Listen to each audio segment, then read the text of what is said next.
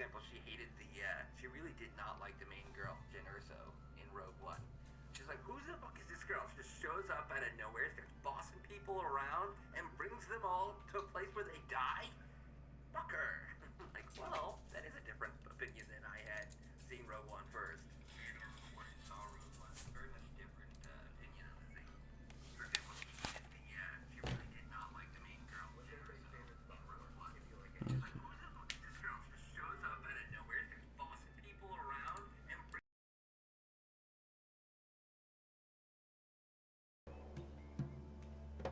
Empire would have to be it.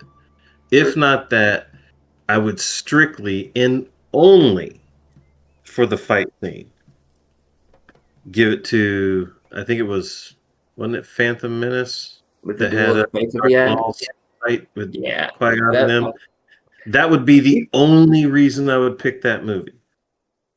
But if you that take would that be movie and make otherwise it wouldn't be an actual movie. It would be one of the series, and it would probably be the Mandalorian series. Oh, Mandalorian's great. Sadly, the Book of Boba Fett was disappointing, but I didn't find it disappointing. I just didn't.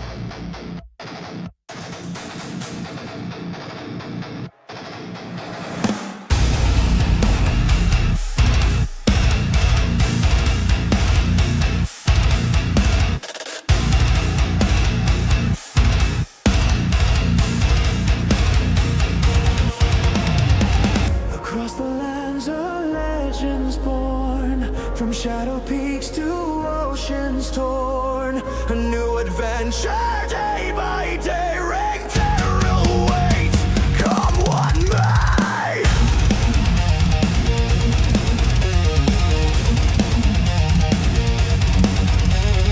Still on stone, the dice are cast, each faithful roll holding fast. Heroes rise from dust and lore to seek the glory, nothing more. Whispers echo through the night, guiding spirits with the light.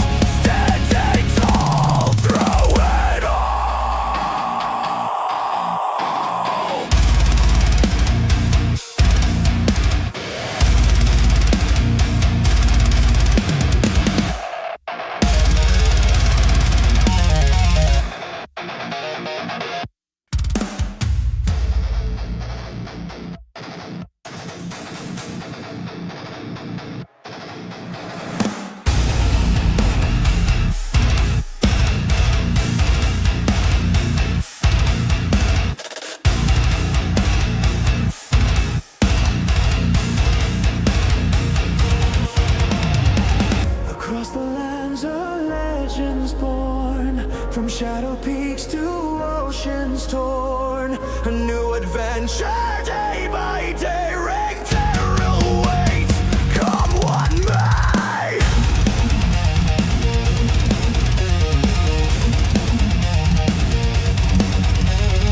Still on stone, the dice are cast, each faithful roll holding fast. Heroes rise from dust and Lord to seek the glory, nothing more.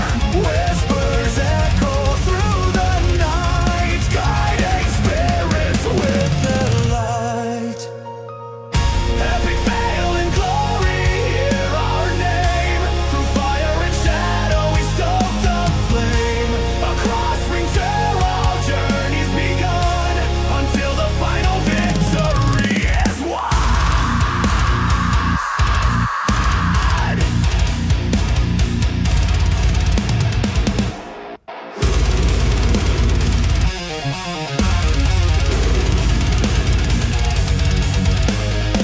Monsters lurking, shadows creep, secrets hidden, buried deep.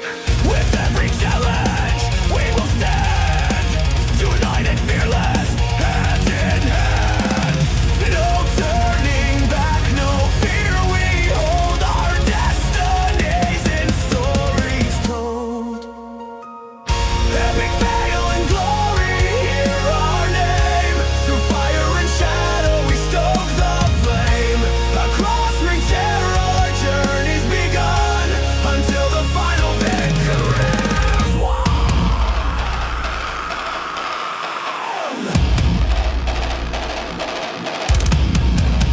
The heroes fade, a winding road, a heavy burden to be strode. We stumble, fall, then rise again, forged in battle, free from pain. With every scar, a lesson learned, a burning passion, deeply buried,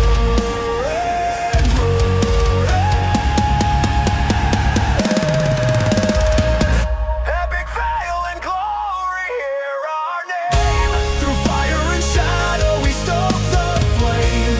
Across Ringterel our journey's begun, until the final victory is won. For every loss, a triumph here. Conquer all your doubt. How's it going, everybody, and welcome to tonight's episode of Epic Fail and Glory. We are a virtual tabletop role-playing group playing D&D 5e on D&D Beyond and Discord here on Twitch. Speaking of Discord, you can find us now, Epic Fail and Glory, on Critical Chaos channel. Come check us out. Come say hello. Come check out the fine folks over here on the channel. A lot of good peeps. Come by and say hi. But if you like to role-play, video games, whatever, etc., then Critical Chaos is a good server for you. So without further ado, let's start tonight's episode. As we get into campaign 2 that I've started, and it's going to be the first campaign for 6 new players. The year is 136.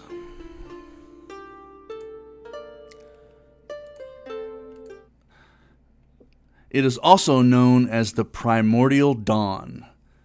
The air of Abordia smells of salt, tar, and unease. Fishing nets hang half-mended along the docks, and the cries of gulls are sharper than as usual, hungrier. Ships sit low in the water, lower than they should. Their holds lighter than expected. Cargo that once flowed freely through the Trinity Bay now trickles if it arrives at all. It grows near to fall as crops are ready for harvest and the sun begins to sink low, begins to set in the western sky. Oh. Albel. Captain Silverfin shouts orders for the crew to tie off as you and your ship have arrived in Abordia. It's been 2 months since you last time you've been here. Friends you've made, you know, would more than likely be at the Brine and Wick. You wonder if Lyra has learned any new songs.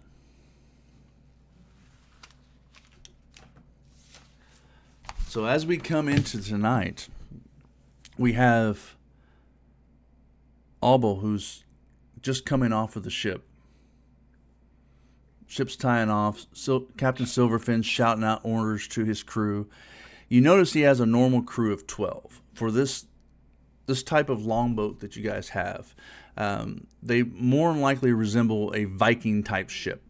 Long wooden boat, but this one actually has an underdeck to where all the stores are kept.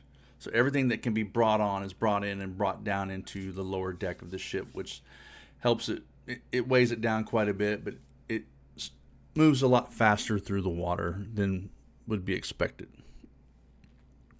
It also has several oars that are set up on topside, so that way during times of change and wind, the men of the ship can row to gain their heading that they need.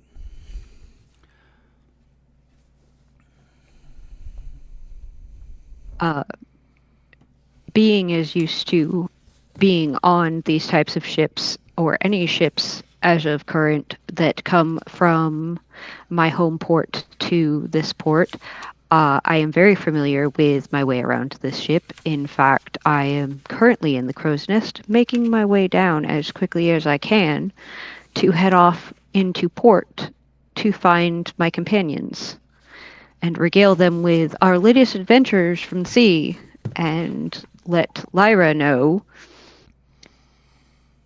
of our most recent epic adventure for her to be able to perform her next glorious song.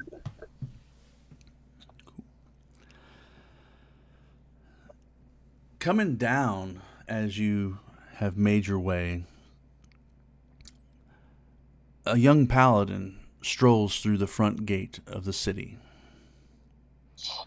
As he's made the trek, following the caravan bound for the city and making sure that everything reaches the storage holds within the city. Young Jam, in his fully decked out armor, strolls through the front gate. How does it look to you as evening comes? It looks hopeful. It was a good harvest this year. A lot of barley and alfalfa came in, and which are our main thing that we trade to for sale. And he's just watching the sunset over the bay. He loves looking at those colors, and he's got a good feeling about the day. As you come in, you see a local child that was orphaned from a farm several miles from where you grew up. And you see that this local child is running amok, and he's just running all over the place. And you know him to be Pale Jason. So, but he looks like he's up to no good, like he's getting into something. I just shout at him, "Hey, PJ, come here." Like, yeah, what? Don't yeah, what me? You know what Keeper Vale has been telling you. We gotta stay out of this trouble. Catch me if you can. Soon when he's gone. He ducks off and dives over some boxes. I don't even try. I just clock the direction he's going, but he's a good kid at heart. He's just angry at the world.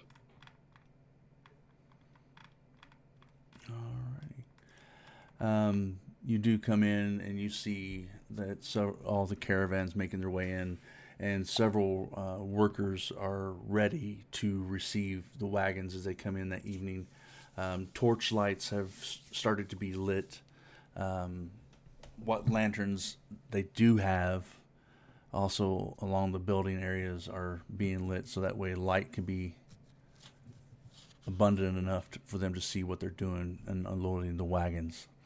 It's been a good harvest this year, and you do know that you do have plans to see its security to its next stage as well. As you come out and see everything, give me a perception.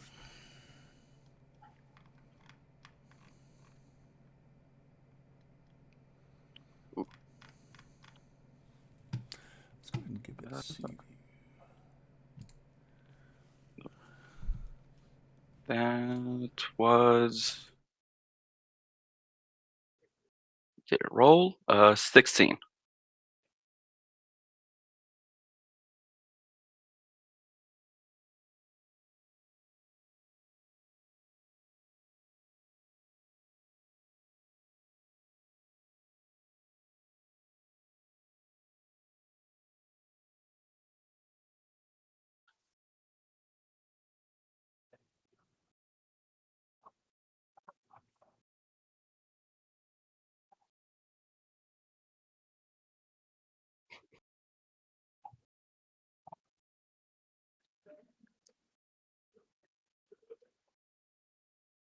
I just smile, knowing he's gonna make it there eventually.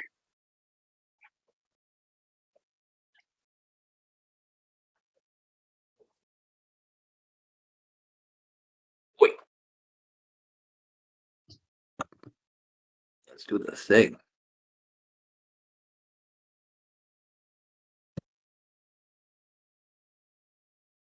Let's see what we got. You said athletics or acrobatics. I think I'm only, yeah, I'll go athletics.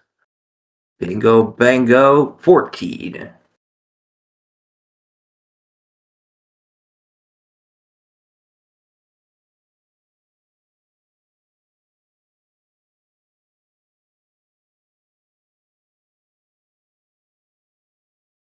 Um, yeah, can I try and grab him? I'm sure. I'm not actually expecting to, but succeed necessarily. But I feel like I would try and like do the whole like grab the kid and lift him up by his back of his shirt kind of thing. But I'll probably fail. Who knows? What do you want me to make? An attack roll or a check of some sort? Sure. That's athletics, I believe, again. Nope. 5. I miss him.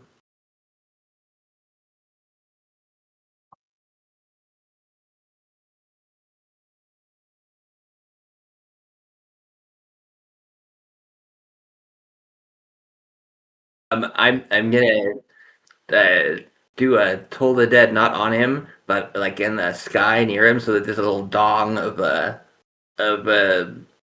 noise that's nearby that would have been damaging if I was targeting him. But I'm just gonna have it be at the air, try and scare him a little bit. In my mind, Toll the Dead is like the image of a bell comes up, and like its pendulum hits the side of it, and necrotic energy comes out of the base of it. So it just kind of,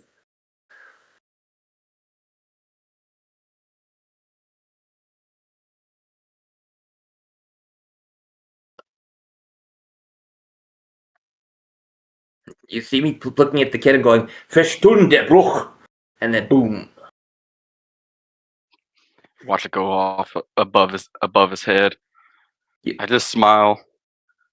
I smile back at you. Hi, bud. How are you? A little tired from the walk, but wasn't room on the cart, but pretty good actually.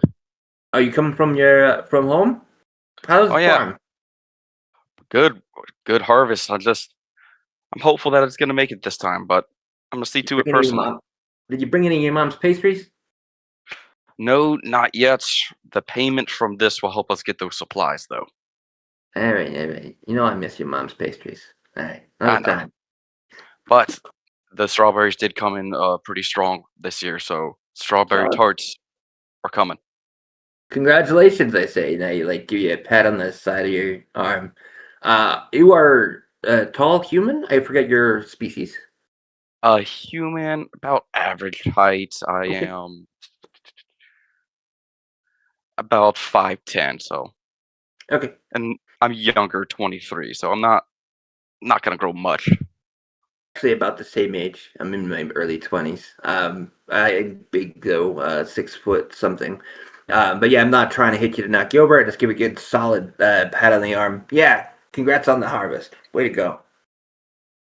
Hey, it was You on the it was way a to community effort. you on the way to the bar? I want to make sure this gets on the ship first, but yes. All right, you know what? I'll walk with you. I'll Oh, make help with the making sure it gets there safe.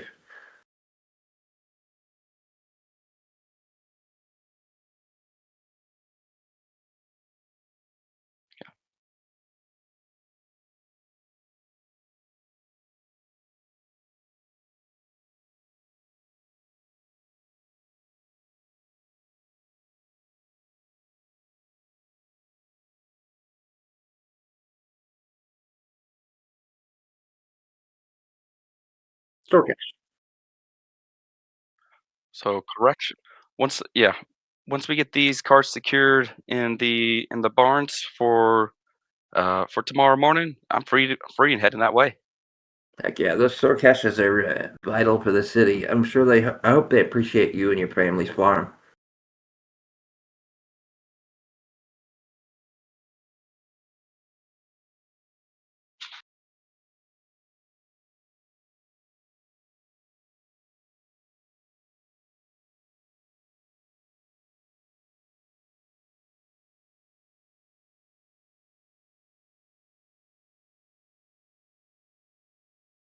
Hey, Varric, working hard or hardly working? As long as they're paying me, I'm working hard. What brought you back now? You back? Ugh. Hold on. Loud crack in his back. About 3 different bones pop. Ugh. Ugh. You want me to do that back thing? Right. Lift you up and I'll be crack it up. fine. If I stop too long, that's when it starts getting painful. Oh, I feel that. Back from the farm? Oh yeah, we're actually about to load this harvest in, and it's gonna ship out in the morning. Then we're heading to the bar. Any of that stuff going tomorrow? That's the plan, and the plan is to go with it. Make sure it gets there this time. This I time. You had a mean, problem last time. Yeah, I should be going on shift later tonight, so I can go ahead and walk with you down to the Brian and Wick. yeah. The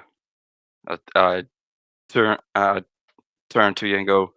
Yeah, the last shipment got intercepted. We think it was Captain Core again, Oh, but no survivors on that boat, so we don't know for sure, at least. I don't like that guy. I want his cutlass though. That thing looks cool. I mean, I've just been told about it, but it sounds cool. I mean, Jonathan's the only guy that's survived, and that's the only description we got so far. How is he? Do we know how he is, Jonathan? No, the guy who survived and gave us the account of the pirate. What? I got his name written down. Sorry. Jonathan Windbreak. Um, yeah.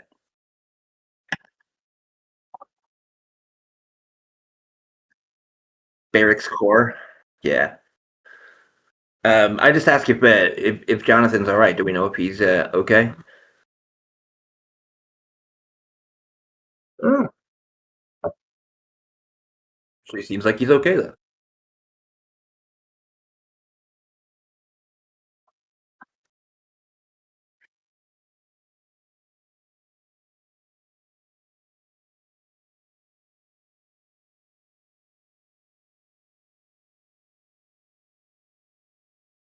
I can imagine.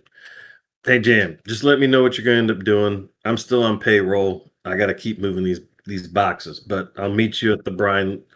What is it? I got about oh god, bringing in another shipment. I'll probably be there in about 2 hours.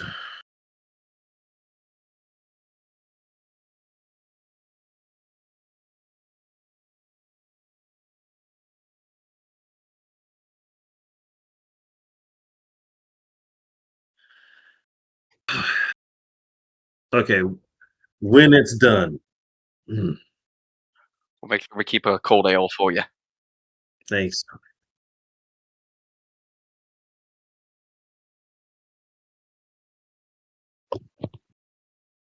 Oh God, Mox.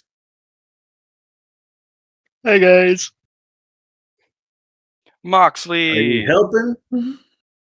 Oh yeah. I'm here to help. Do whatever I can.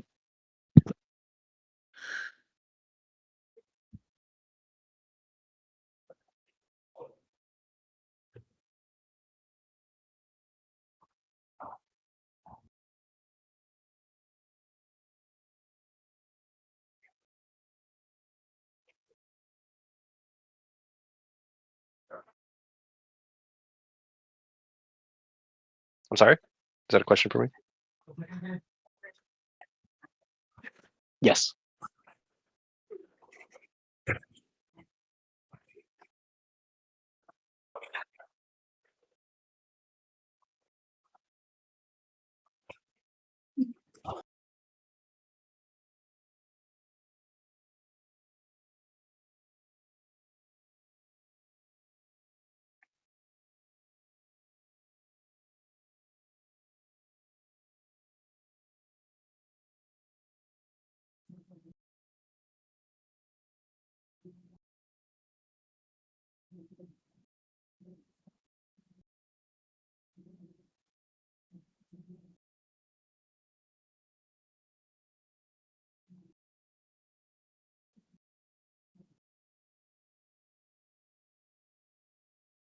Okay. Well, when it gets done, I'll meet you for that ale. I go ahead and get back to trying to get done with all these damn crates.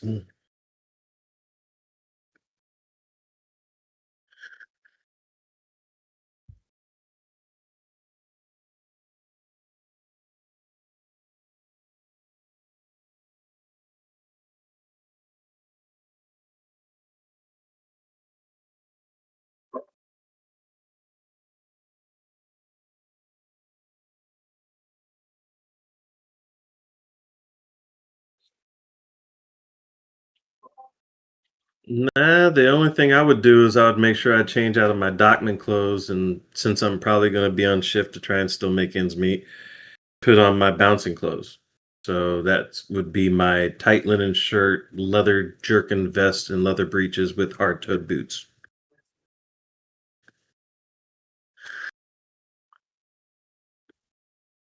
I'm gonna stop at my church and see if anybody has if there are any messages for me in regards to signs that I'd put up around town regarding wedding ceremonies, coming of age celebrations, or blessings on houses and dedications, service done to your God's specifications, like just a poster that I've put up a couple of places. See if anybody's asking for a wedding to be done or anything like that anytime soon.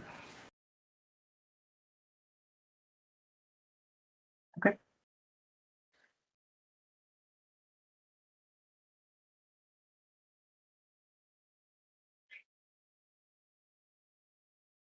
Yeah.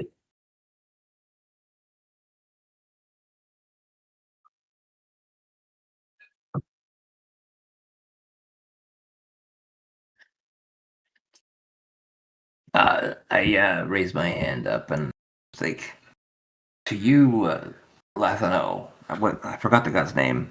Uh, Thorin? So I can't remember. I'll find it again.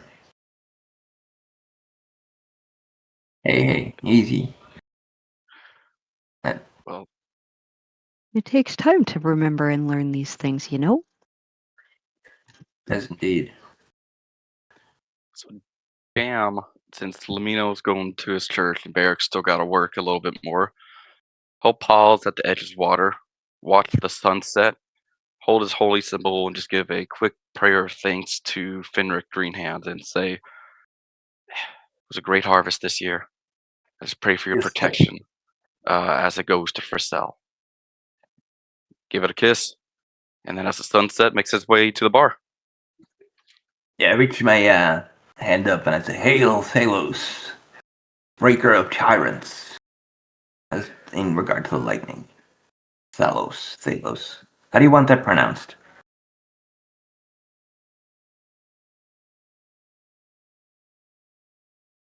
Do you want to pronounce Talos or Talos?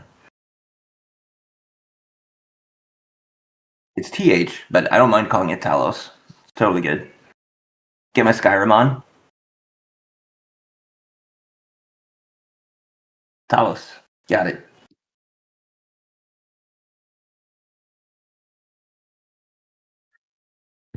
Alright. I gotta get some stuff from downstairs. I had to move out from my room. My roommate just came in. I'll be right back. Trying to find Lyra.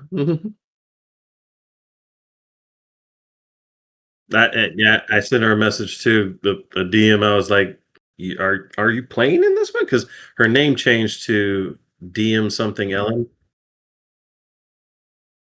What is it? Almighty DM Ellen. Yeah.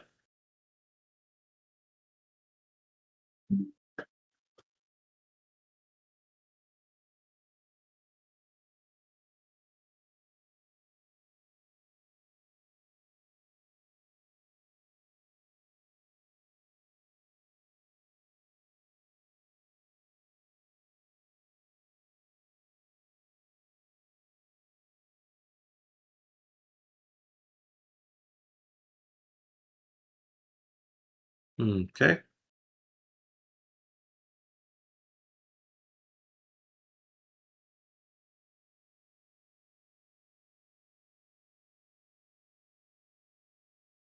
Everything seems out of the ordinary.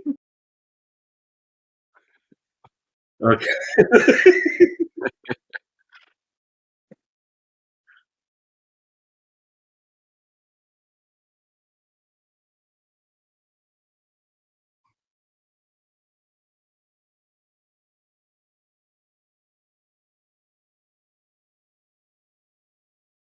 Okay. Any particular design or coloring?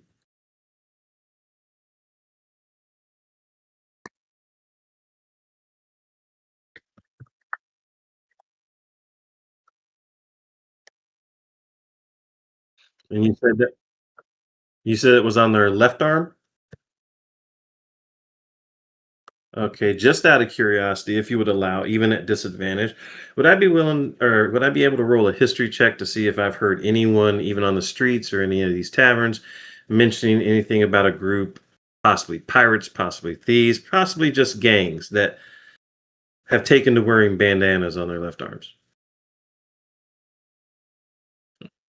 Straight roll, disadvantage, what? Okay. I mean, it's not like I'm very skilled in it, just seeing if I might know.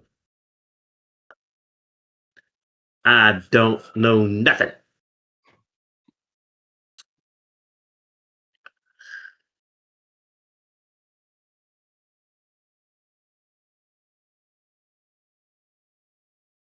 I go ahead and lean over to Mox. Yeah, I go ahead and lean over to Moxley, nudge him. Hey, they're all in the same bard band.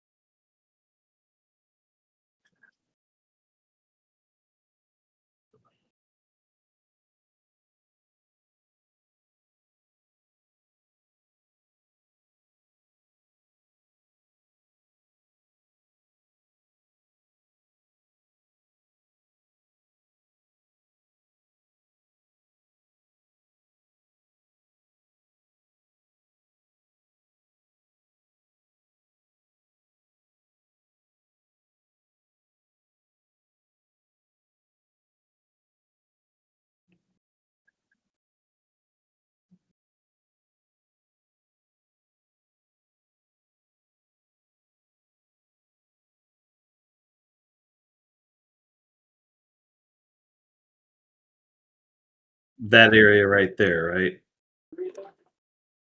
Is it pinging on the map when I do that? It is. Okay, because I'm not seeing it do anything.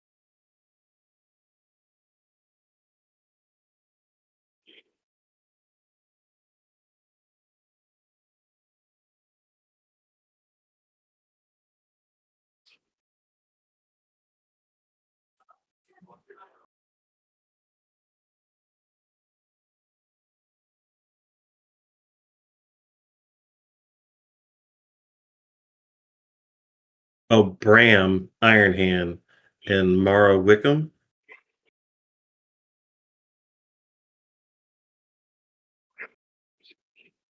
Oh, okay. Gotcha.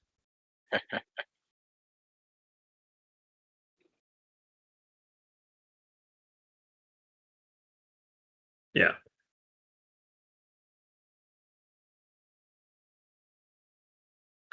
Okay, so Bryn, what species? Human. Bryn, I take it female? Okay. Oh,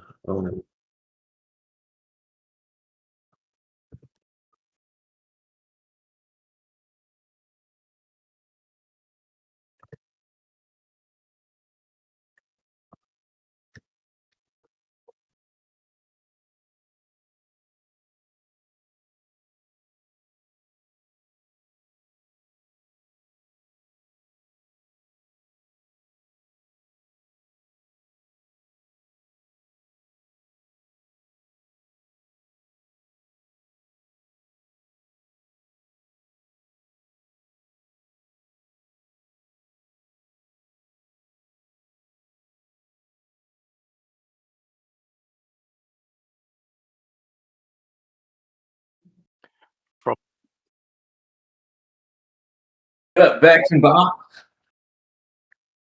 table set? Then you hear Jam from the back. Yeah, I'm over here. All I right. got ales for all you guys, and I got a glass of water. Food's on the way, though. Gotcha. Elbow So- does his usual thing of politely putting away his wings so that he doesn't accidentally clock anybody with them again. As soon as I sit down, I drain half my tankard and break out my cards and start just shuffling at the table. Hey, they can't hear you in the stream. Moonshot just messaged me, said that I wasn't sure if it was by design, but people who are watching the stream can't hear anything.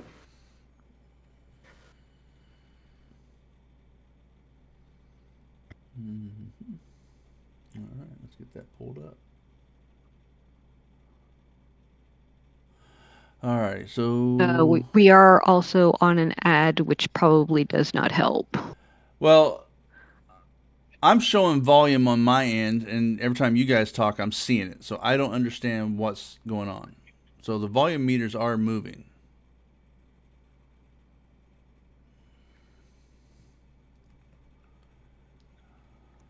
All right, so we are also on an ad. Yep. So it's playing. I don't know why they can't hear it.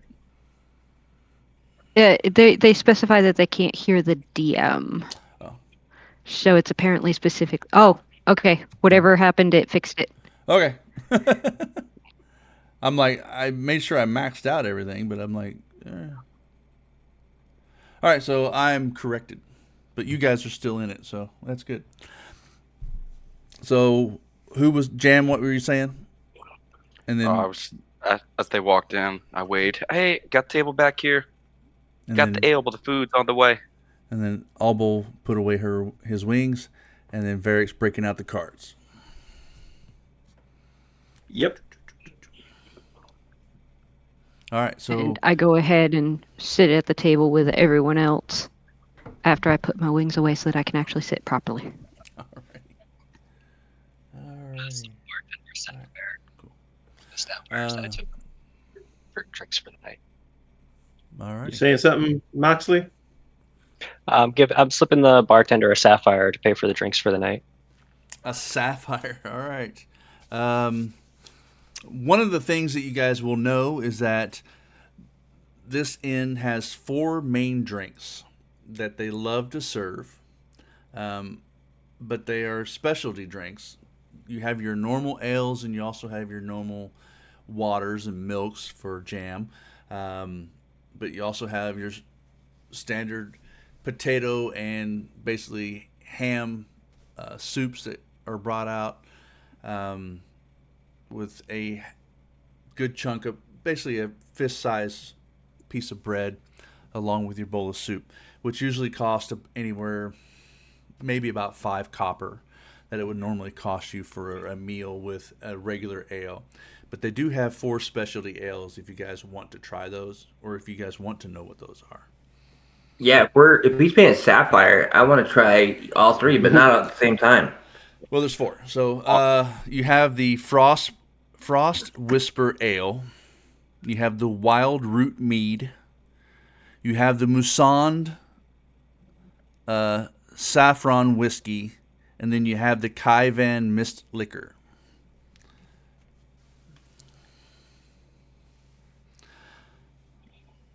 So what was the second one again?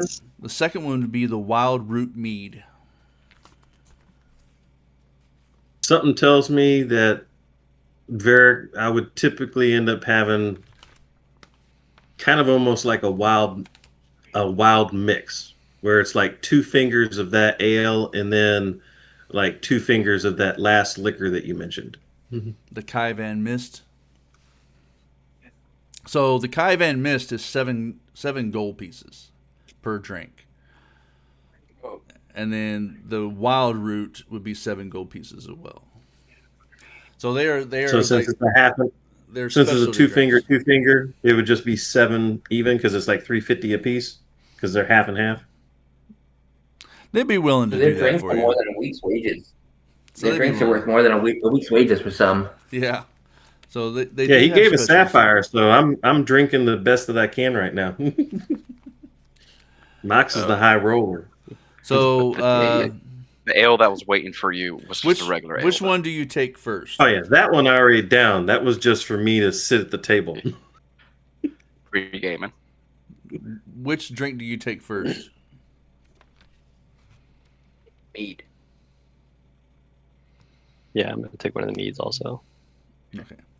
So those of you that take the Wild Root Mead, everybody give me a Constitution save. Heck yeah. DC 13. Would this be considered like a poisoned condition? Nope.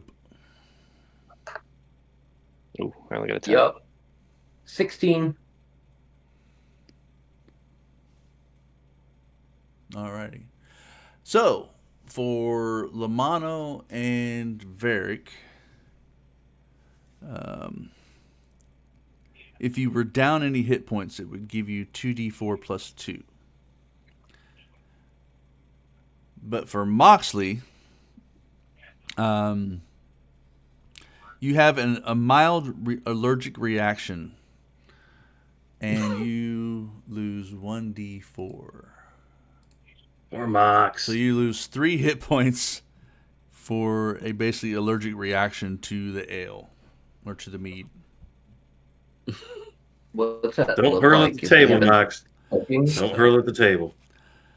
So on the last one that you're going to try to drink for Varix is called the Kaivan Mist Liquor.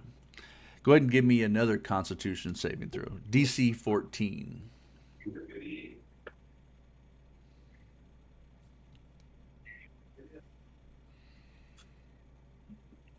You're sturdy. All right, so as you take this drink in, you take a deep breath and you exhale because it's got a good burn to it. But it's called the Kaivan Mist Liquor for a certain reason. But as you exhale, an entire fog cloud envelops the room. People pay for this, huh? And then it quickly dissipates. But it's one of those where it's like, oh. So anytime. What did his sickness look like when he took the damage from his allergic reaction? Was it like he choking? Burning, nauseous. What kind of reaction do they have? It says causes a mild allergic reaction, so it would probably be something that would probably make him like break out or something, or have like some kind of showing signs, like his eyes are swollen or his lips swelled up or something. I don't know. Just probably puppy throat. Depending on, let's see what happens. Let's roll a 1d4 to see. For a minute, you got hiccups. It rolled a 1, so his eyes and lips got poofy. Okay. Nothing to cry Damn. about, Mock. I go ahead and clap him on his back. Am just leans over. See, this is why we shouldn't drink. And I'm gonna lay on hand 3 hit points to cure, get him back to health, and to cure his swelling. You don't look good on it, man. Here, have some water, and I offer some of the water I'm drinking. If Mox is talking, he's on mute. So I'm gonna turn you that water and make it into something that tastes a little sweet. Make the water taste sweet. It doesn't actually change it from water, but it tastes sweet. I don't Say, think. Forte mocha. Poof. And I touch the glass. It's sweet water now. It'll be better for your throat. Yeah. All right, so the music, you hear music being softly played, nothing real out loud or landish, as you don't see Lyra over there in the corner, but you see some other young minstrel plucking away at a lute. She must be off tonight. Anyone hear about Lucky being off? No, but I know the sickness. A cold's been going around town. She might be sick. Well, it might be one of those Claxian flus, you know. Like an Irish flu, only worse. Would she give up a night to perform, though? I mean, it flu's a depends flu. on how I mean, sick she hangover. is.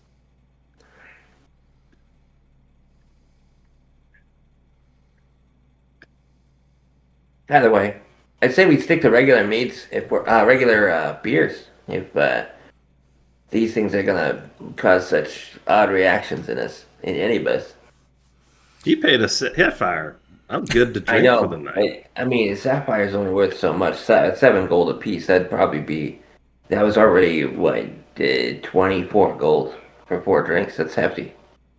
How much was that rock worth, Mox? Each one of the rocks are worth 25 gold each. 25 gold. I had 14 of it. Yeah, so Okay. regular meat, regular ale for the rest of the evening, I think. Albel does not touch any of the special beverages offered. If only because being on a ship, he is very used to being offered things that he knows better than to try until he has seen someone else try it first. Smart. Well, you saw me try these, Albel. You can go ahead and blow some smoke. And if you're sore, you can drink one of these, one of those meads. Those are nice. Goes down smoothly. It's I go gentle ahead on the and- throat. Break out my pipe. I'm just going to stick with my normal ale for tonight. I have had a long journey. I just want to leisurely sip something calm. I mean, I am willing to try a sip of your mead if you are willing to allow me. There's a little bit left in mine. Here, try. Elbow I pass will take the offered sip. Which one was that? The mead. There's only a little bit left in the cup, so you said you just wanted a sip, so.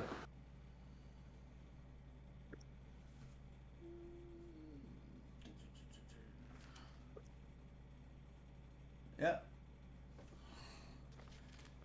Go ahead and give me a con save. This is the one that causes allergic reaction. Well, it caused me to get healed.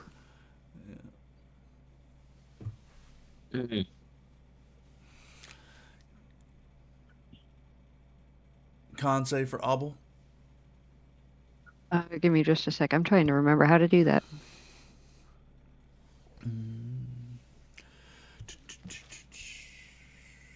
if your character's on D&D Beyond, where it shows saving throws, just go ahead and select the whatever the modifier is. If you just click that, it should roll it.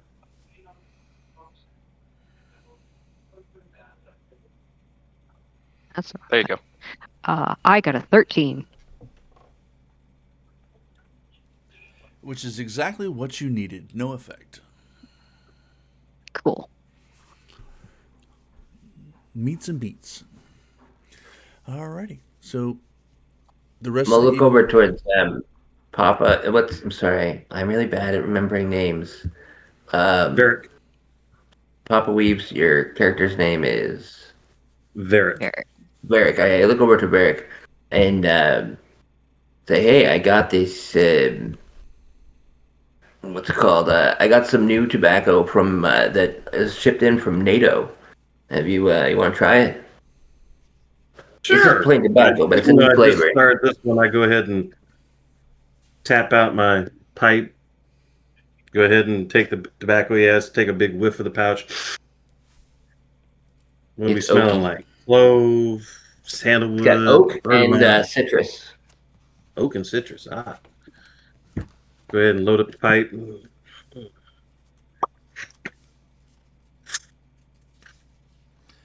So go ahead and Not bad.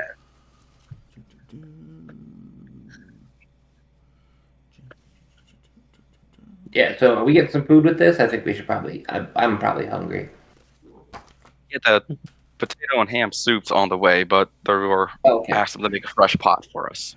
So it's gonna take a little longer, but it's gonna be nice. all right. All right. So All right. so since the two of them are doing that, why don't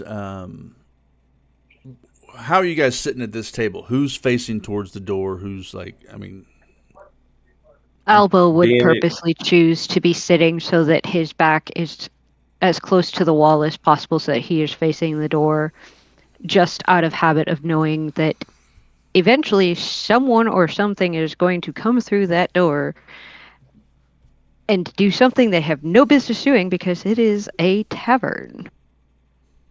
Gets to the Cam door would and be I'm the next to opposite. Varric. Cam would be on the opposite side of the table of Abel, just so he can see all his friends and knowing that no one likes that seat, so he takes it for them. Actually, I'm probably sitting next to Jam because Varric's not really concerned about anyone trying to attack him in the bar. I mean, he works Yeah, there no. part-time. Anybody that's a bar back that's working right now knows. And if he does hear something, he'll get up and let people walk between a rock and a hard place. so those of you that are facing towards the door, give me a perception check. You said facing away or facing towards? Towards the door. Okay, not me. Facing towards the door. Got it. I am doing a perception.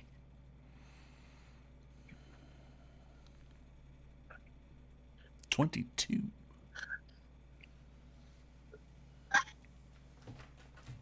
Whatever it is, I don't see it.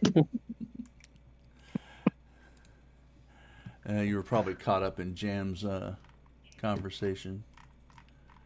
Epically failing to glory. Watch them smoke. Smoke got in your eyes. Nah. Alvo is currently adjusting his sash, making sure it is correctly sitting on him.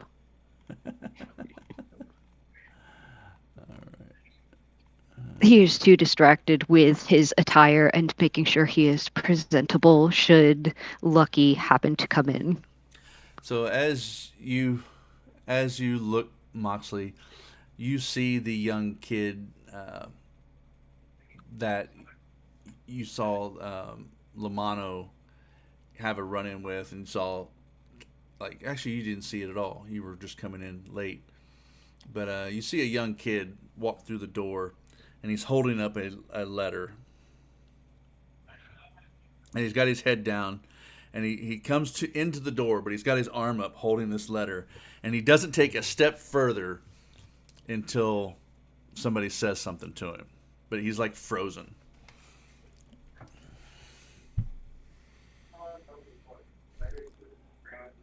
What do you want, Jason? I have a letter. I turn around. And he holds it up, and he makes eye contact towards you guys. And you see Brian look over and go ahead. And you see Jason run straight over to you guys and say, Mara said to give this to you. And you see him kind of like wanting to look around and kind of see the atmosphere of the bar and trying to like try to get a little witness of what's going on. He's kind of like looking at what drinks and food you got. Put my hand on him. Go. You I okay, take the letter. PJ? You hurt? No. Mara Are said you I hungry? take the letter. I'm always Right. hungry. I slide my bowl of ham, the bowl of ham and potato soup that just got brought out, and pass it to him. Don't be feeding the strays, Jam. He's my stray. Me and Keeper Vale are working with him. He's getting better. It's not a stray. I paid for this food, so technically, I can do what I want with it. I take I'll the pay for the letter. spoon and bowl too. That, and the more hungry they are, the more liable they are to try and steal food. So it's better to feed them than it is to let them risk becoming a criminal. There is logic in what Albert says. Alrighty. So who takes the Mara. letter? I do. Yoink. And you see Open the him. letter Like, up. you see Jason just scarfing it down. He's like drinking it. He like sees the last little piece of bread that you got next to you. Slide it over.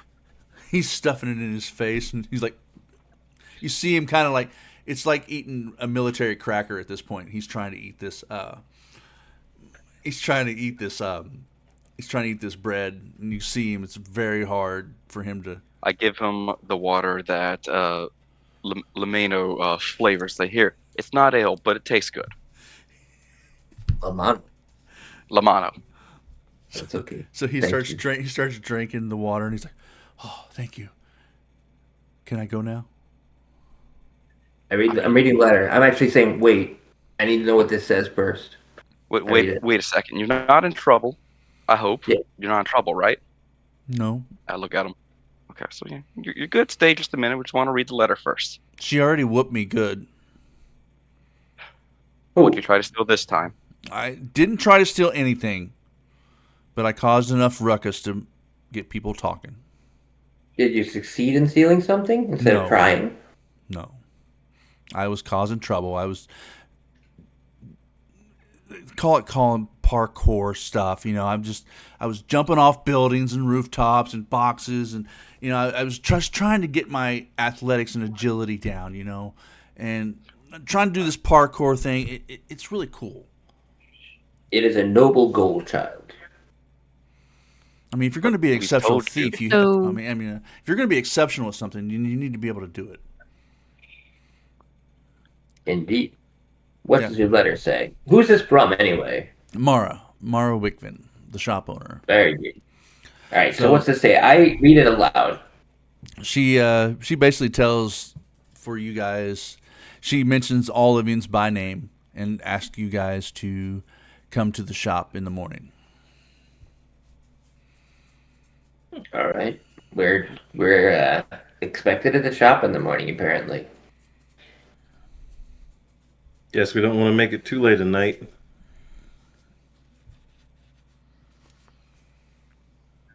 All right. Well, And I now will- that we know that the letter doesn't say anything about this one potentially having done anything that we need to correct, I say we let him be off. As you see him Give him a cover. trying to sit down next to Jam, he's kind of like trying to slide in, like he's a part of the group. I will put my bag slowly down. slide over and let him share the seat. Oh, come on.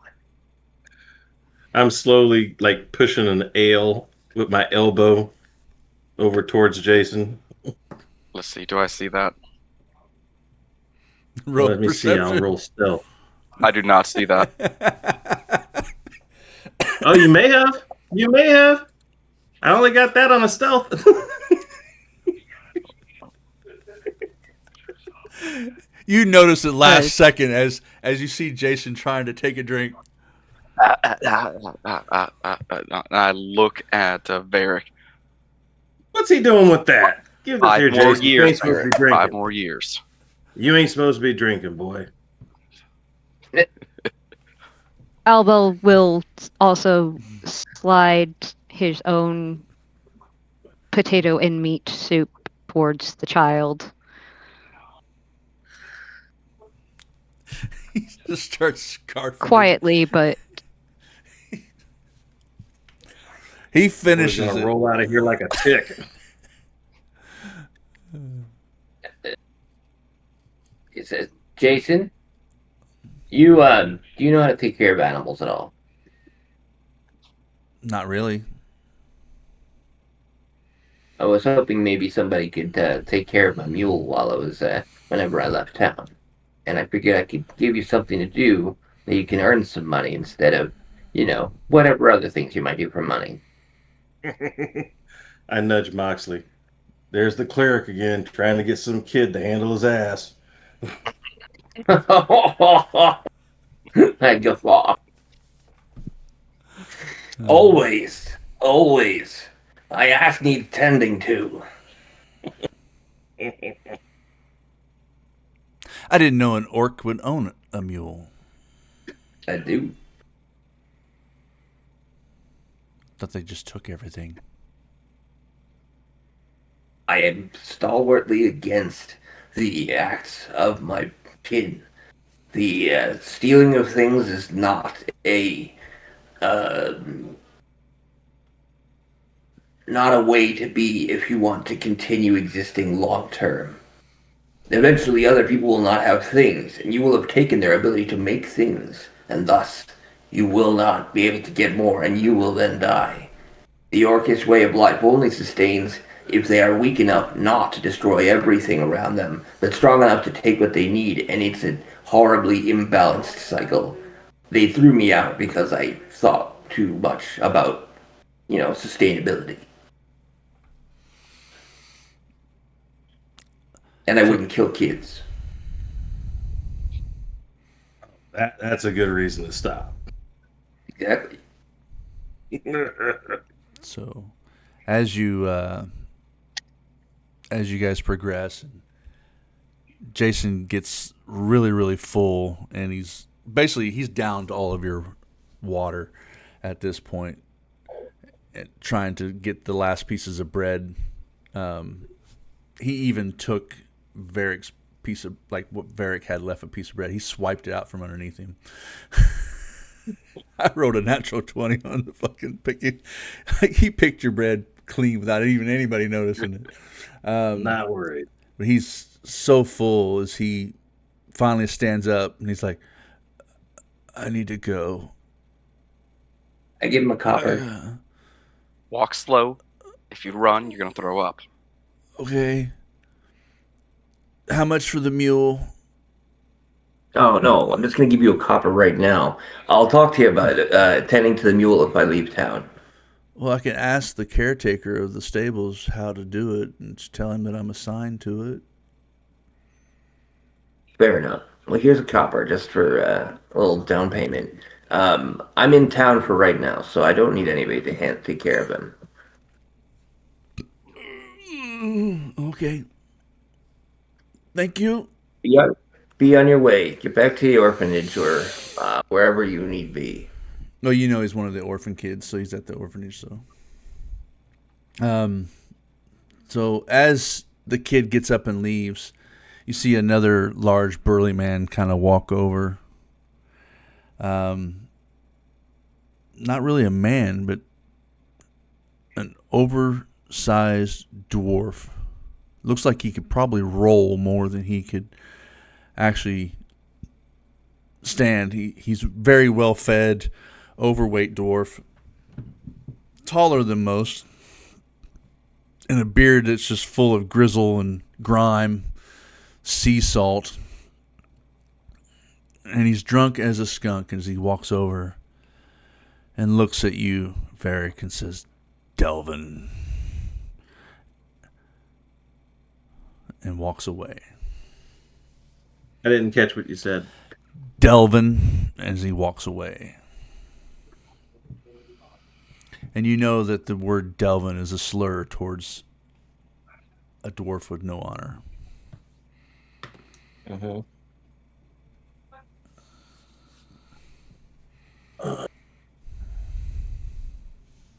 I go ahead and stand up. I go ahead and walk up behind him. Jam is watching since they were sitting next to each other, and he speaks dwarf as he heard this. Tap him on his shoulder.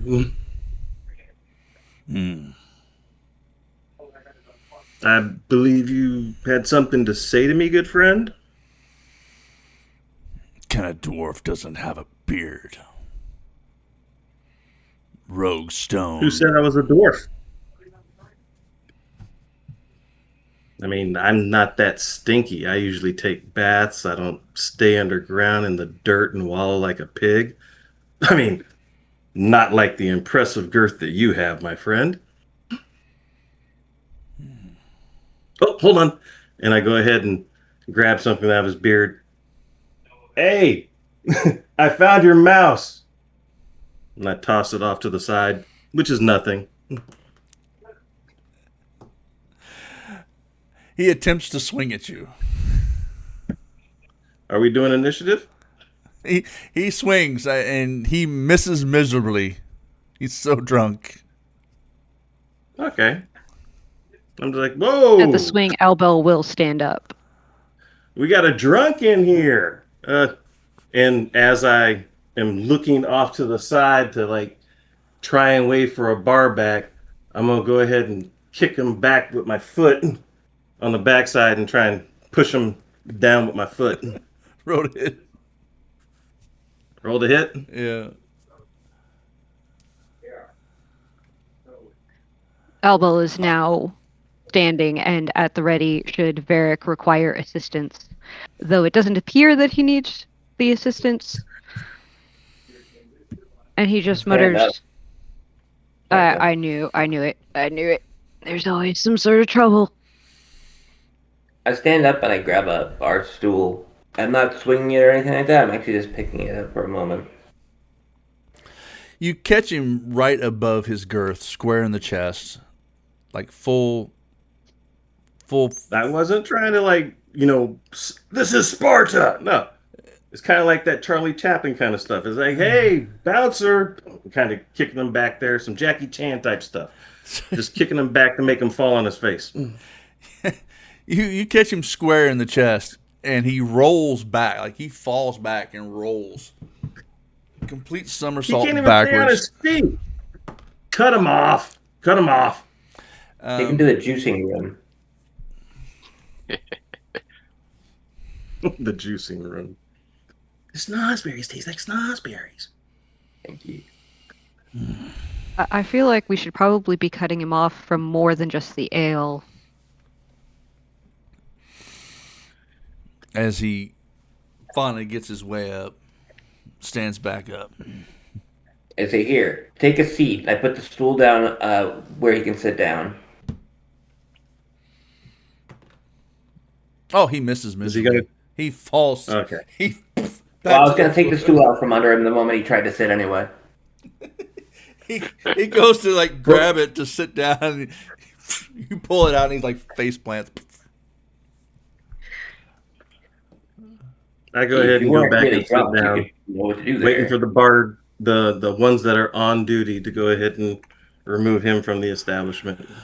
You do see one that comes over, and he basically helps him back up to his feet, and he says, "It's all right. You'll be fine in the morning. Go sleep it off on the docks." As you see him make his way back out to another side room, that when you come in, there's a door that leads down to the docks, leads into the dock rooms, and you see him help him down through that doorway. I go ahead and sit back down, pick my pipe back up, get back to puffing, playing with my cards. Now, If you sit normally back you down, guys all have places to stay except for Jam, and Albel. You guys would probably want to rent rooms, but like Lamana would stay at the monastery. Varric, you'd have your own place here at the bar. You'd be staying at the bar normally, anyways. Is there any Lord. space at monastery that I could offer for temporary lodging? Not really. I mean, it's very small. I Oh, mean, it's you and you and a couple others that have rooms there, but and then your head leader is gone at the moment. well, and Father Ditmas wasn't from this church. He's missing. So, but even if he had a room, I wouldn't be offering his room to anybody.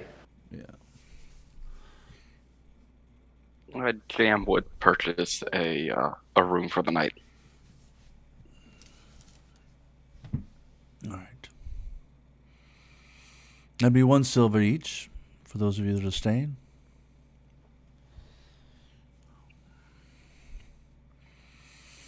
And you notice it's Albel like asks for his usual room and gives a couple of extra silver coins to make sure that it is the same room that he always gets every time he comes into town. so your room would actually be upstairs in the main area. Where you guys are is like you see that it's almost like a 20-foot ceiling with large beams as rafters. Sturdy, but there is a second floor that leads up, so it's almost like a 2 ladder. So you go up one set and then up another set, and then finally plateaus onto the second floor where there's a lot of other finer rooms that you guys would be staying in. So you wouldn't be sitting with the rest of like the sailor hands and dock workers and stuff that might stay here for the night.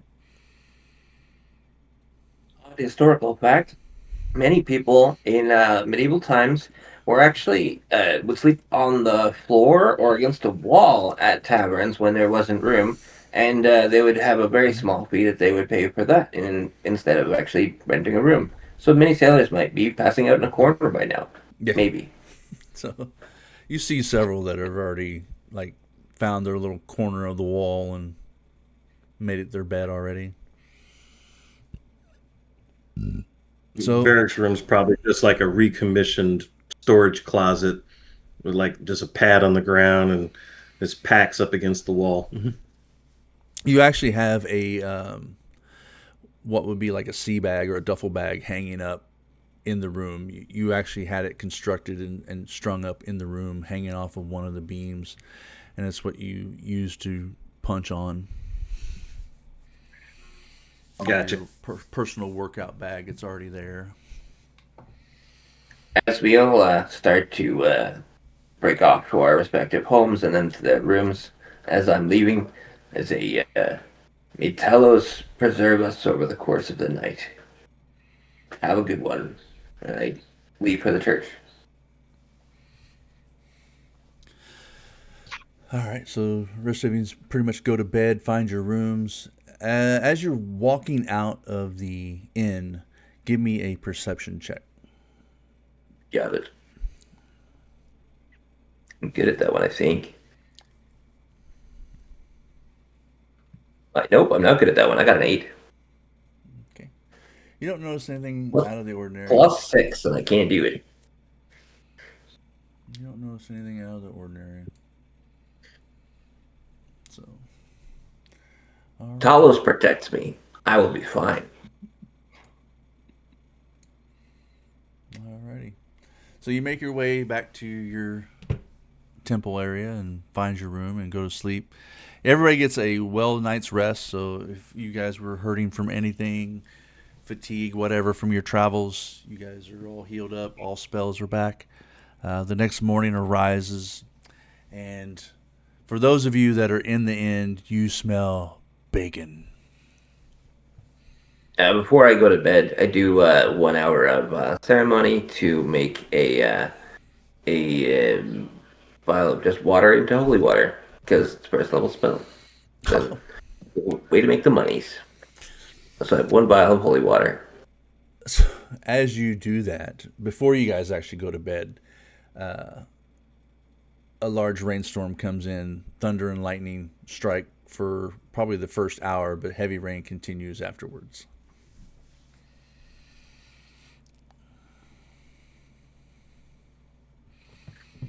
I stand in the rain for a few moments. Sleep like a baby. So the next morning arises, the ground is wet, everything is got that fresh harbor smell of the salt and grease and everything that's out. You smell bacon coming from the kitchen as you make your way down from your rooms. Lamano wakes early morning as sunlight pierces the windows of the church.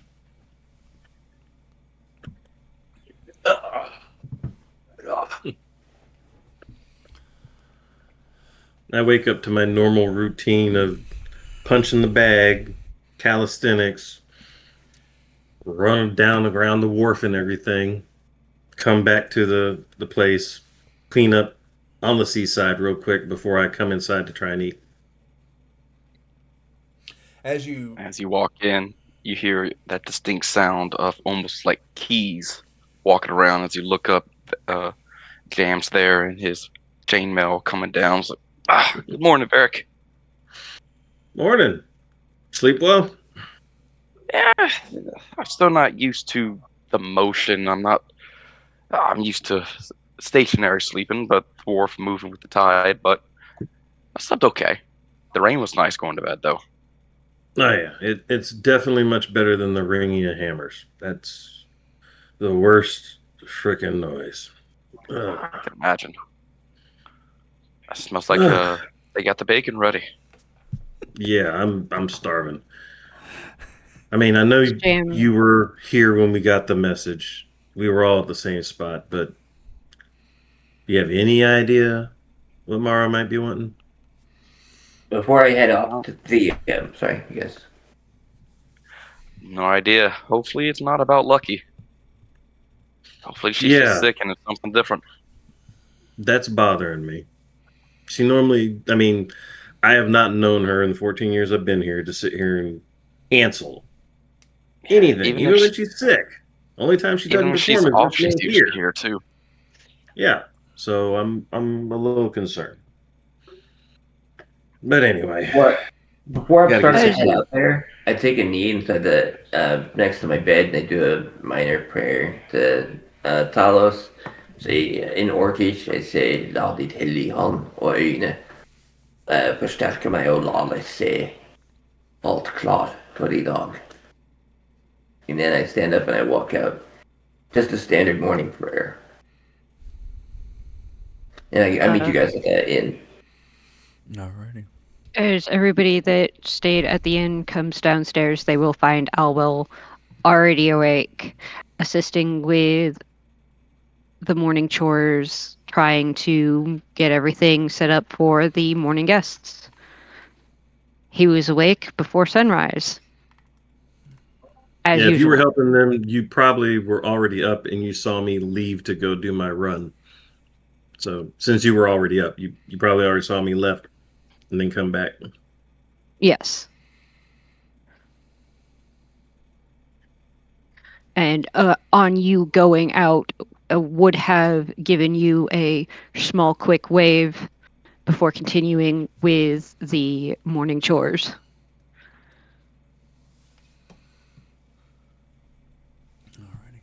It would have been returned. Alrighty. So you All guys. right, once he gets back, so we'll go to Mara's and figure out what she needs. So as you guys make your When we're way done with out, the bacon, yeah. What about Mox? oh yeah, you guys got good breakfast, bacon, eggs, some good pieces of toast.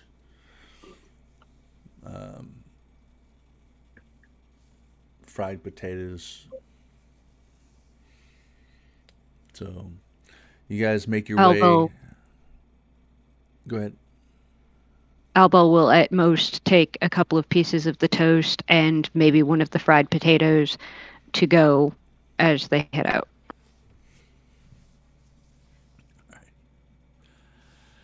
So you guys make your way out. So somebody give me some perception checks as you guys walk over to the market district.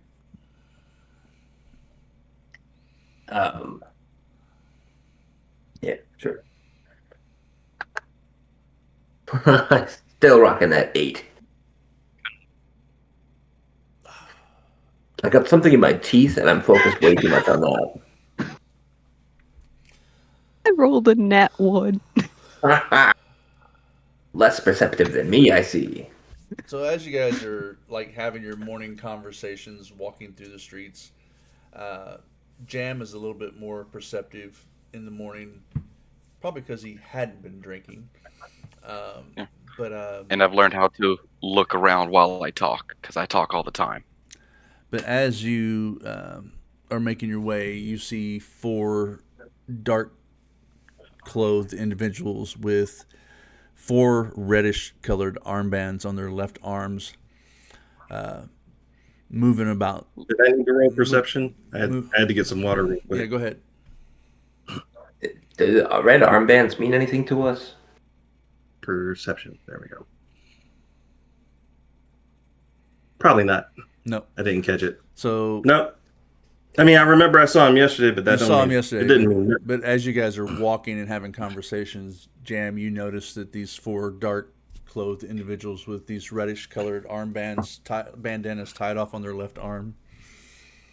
Oh, Does if I may that ask, register as any type of local gang that I would have dealt with? same check I did yesterday. You can do it today. You can try it. Do a history check. The question I had for you is, am I able to recall if these are the same people I saw the other day? Unless Jam points them out to you. Oh, yeah, because I didn't see them. Sorry. Oh, out of player. That was a 17. You do know of a local gang, and that is not their color. And you don't think that they're a part of any militia.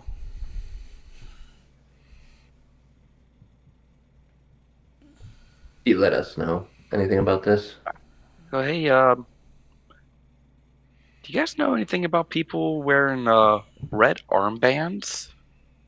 Can I do religion? See if there's anything, if they are associated with any church or cult? Once he points them out, yeah, go ahead. Sorry, I was muted. I saw 4 of them yesterday, but that's it. Why, you saw 4 of some them? more? Those 4, and I point at them. I go ahead and look over. Are they I got the a same 13.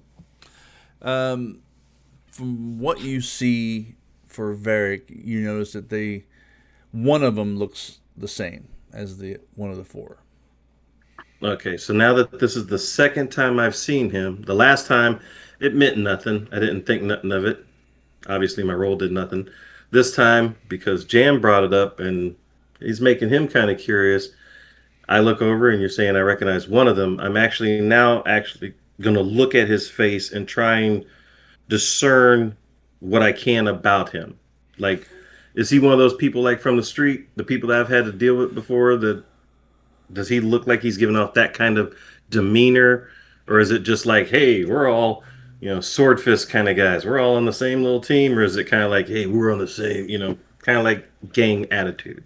You see that gang style attitude, but you've also noticed it to be more of actually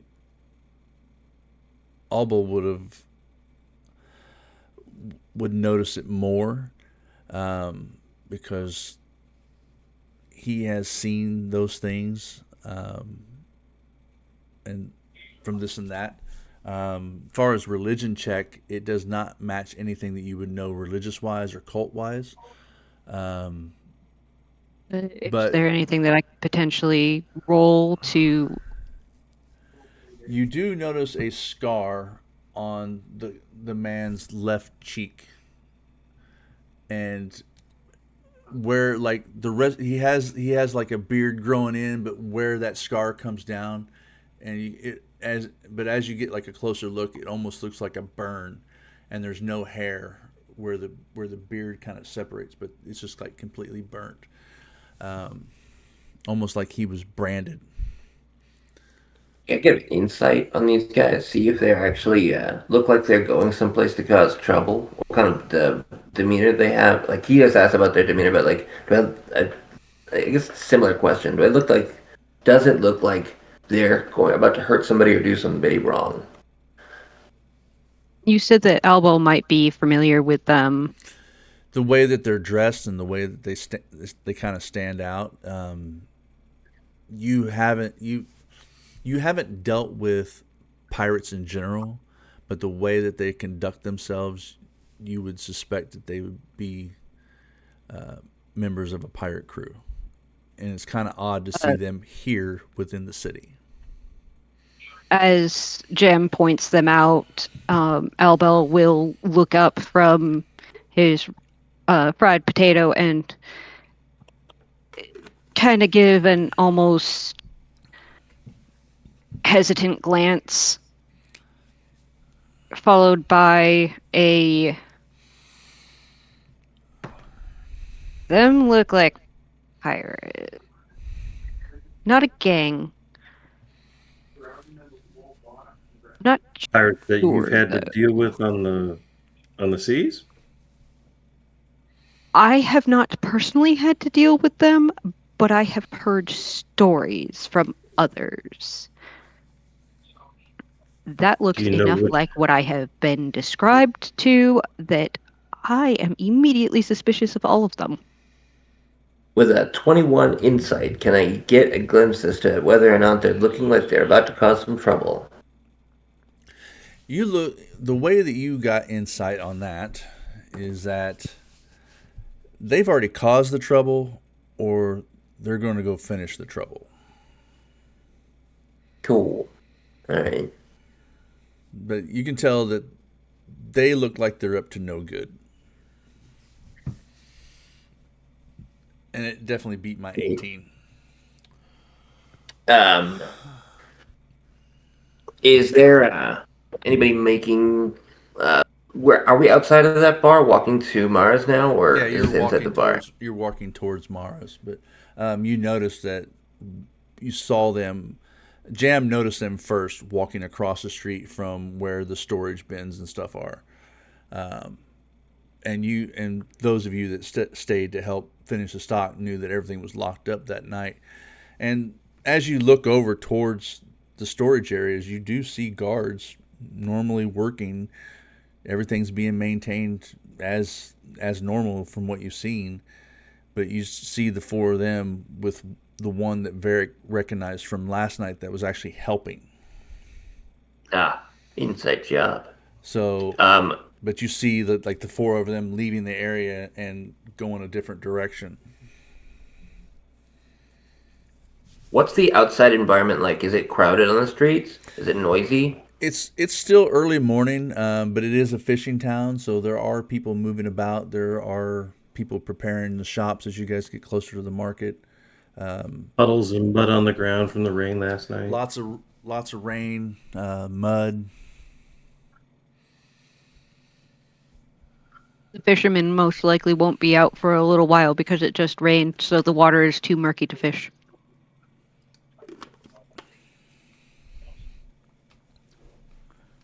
Cam's gonna walk up to them and in a loud voice go, "Hi guys, as a volunteer militia of the Sable Helm, I just want to welcome you guys to Abordia." And I walk up to them loud and proud, with my hand out to shake it. Oh, by the time you saw them, they were already like down in the next alley, and I mean, you basically caught a glimpse, but they were moving by the time you stopped them or tried Let's to follow stop them. Okay, Let's try and follow catch them. up with them. Being loud, let them know they're being followed. Do we think this is going to turn into a little game of bloody knuckles? I think so. I run after him. I can People guarantee says you they're it's most pirates. likely going to. Either it's going to I be go bloody ahead and, knuckles or they're going to try and dip. I pop on my hand claws and go ahead and start running. Yep. I do my orc, not savage rush, whatever the rush thing is, where you get to use your bonus action as a dash action. As long as I'm ending it closer to an enemy, I designate them as enemy, and I start dashing.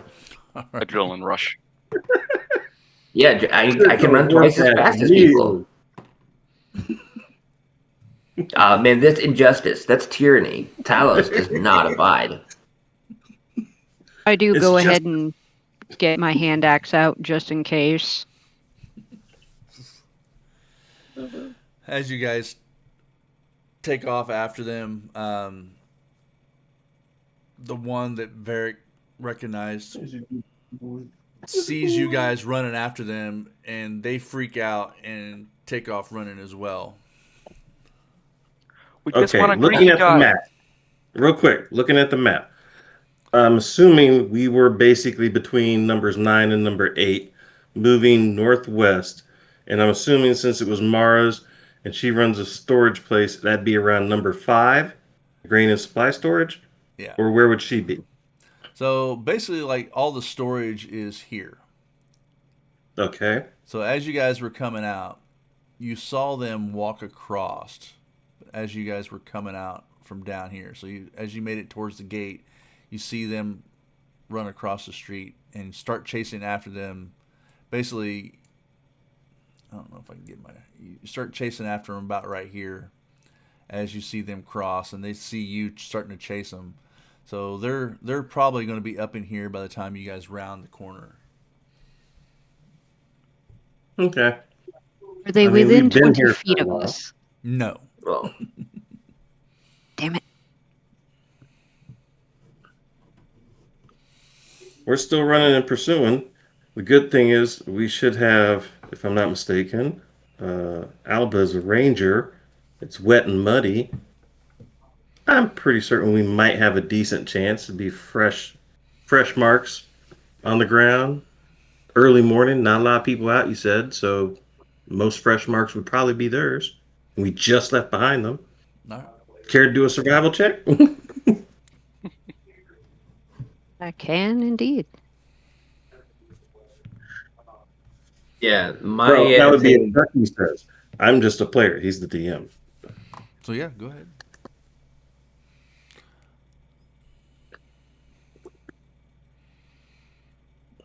Not bad. You're able I to got a find, 19 to try and track him.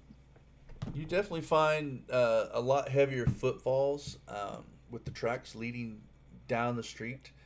But you also see that it, like, the tracks cut left, cut right down around past another building. You are able to hear some crashing. And as you guys turn the corner, you see some boxes and stuff that have been knocked over into the street. And then as you guys get down a little bit further, you do see footprints that led up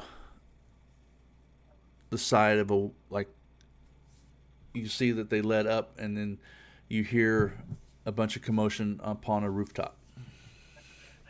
As the 2 rounds of me running at 90 feet instead of 60 feet help me clear that distance so I'm a little closer to them. You would, I don't have to be on them, but you can close in, and you hear, like, you heard them, like you get ready to turn the corner, you see, like, the last one climbing up on a roof and cutting across the roof. is there anything to climb up that wall, or did they just scale the wall flat? It's almost like it's like that parkour that I was telling you that Jason was doing. So you remember Jason doing some of that stuff yesterday. Yeah. As he bounced off you, and he was, like, hopping over boxes, and he was doing all these things. As I've seen that, I actually look back towards the other guys and I say, go around to the other side of the building, they're on the roof. Veer You off. thought I was going to climb? As I'm just running around the right-hand side. Somebody go to the other side so you can catch them in case they jump the other way. Would it be possible for me to roll an athletics to use my wings to get a running jump to fly to the rooftop to try and catch them? Girl, attaboy. Go ahead. Okay.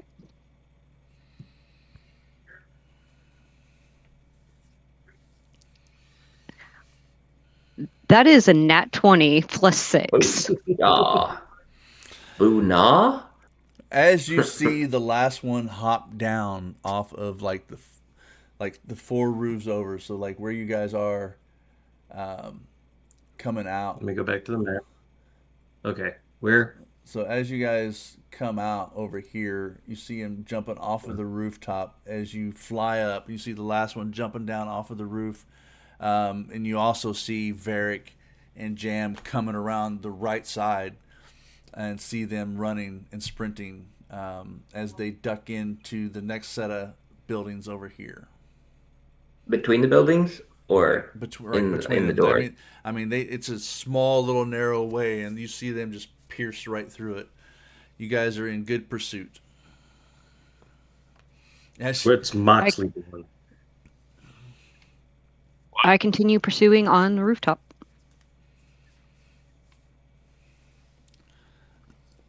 Can we try like coordinate regularly, like whoever's closest to this points to whichever route might go around and potentially cut them off, like I did the first time, but now Alvo can or Varric can be like that way or this way, and have us not all run down the same path, so that one of them will run into us, hopefully. Well, yeah. I mean, me and Jam went around the right. Albo Right. went over the top. I'm assuming you went left. Yeah, I'm just saying that they're on another roof. Yeah, I'm I saying. just wanted to continue where's us doing Moxley? that, like side to side. They're down an alleyway now, and Elbow Yeah, will no. point Where's out to Moxley? everyone. Our guy. Our other guy, Moxley. Where's he? I'm just chasing them. I'll go to the left or whichever side was less covered. Sorry. Okay, so you're with Lamano. Got it.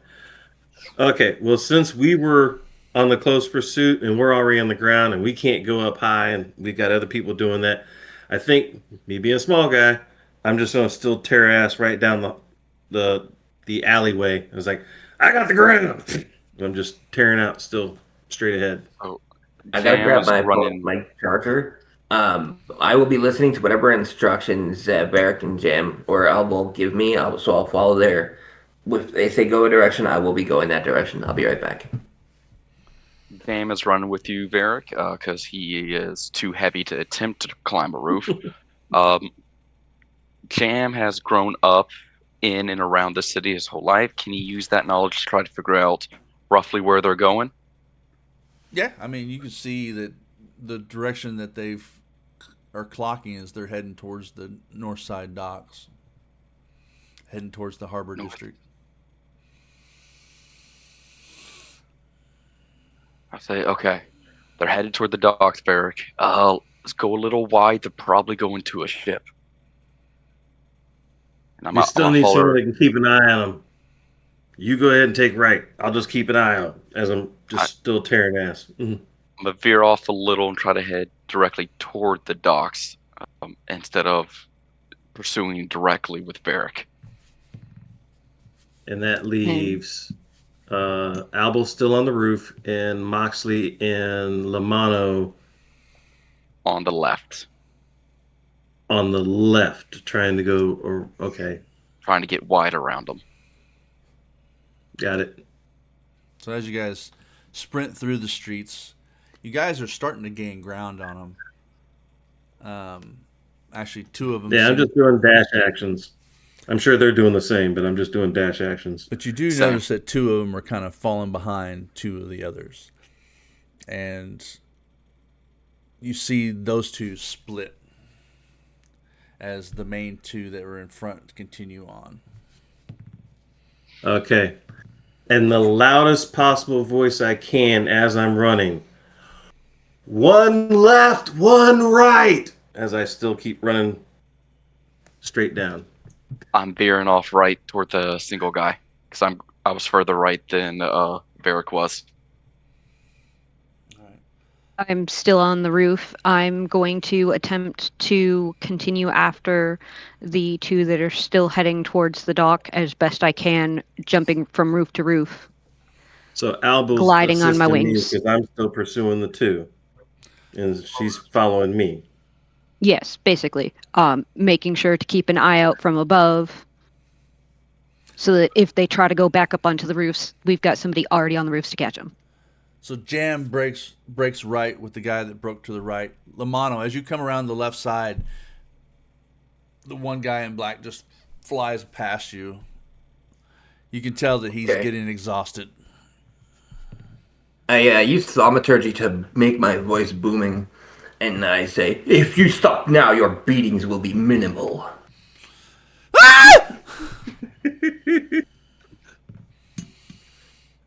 And then I continue chasing you. Stop resisting.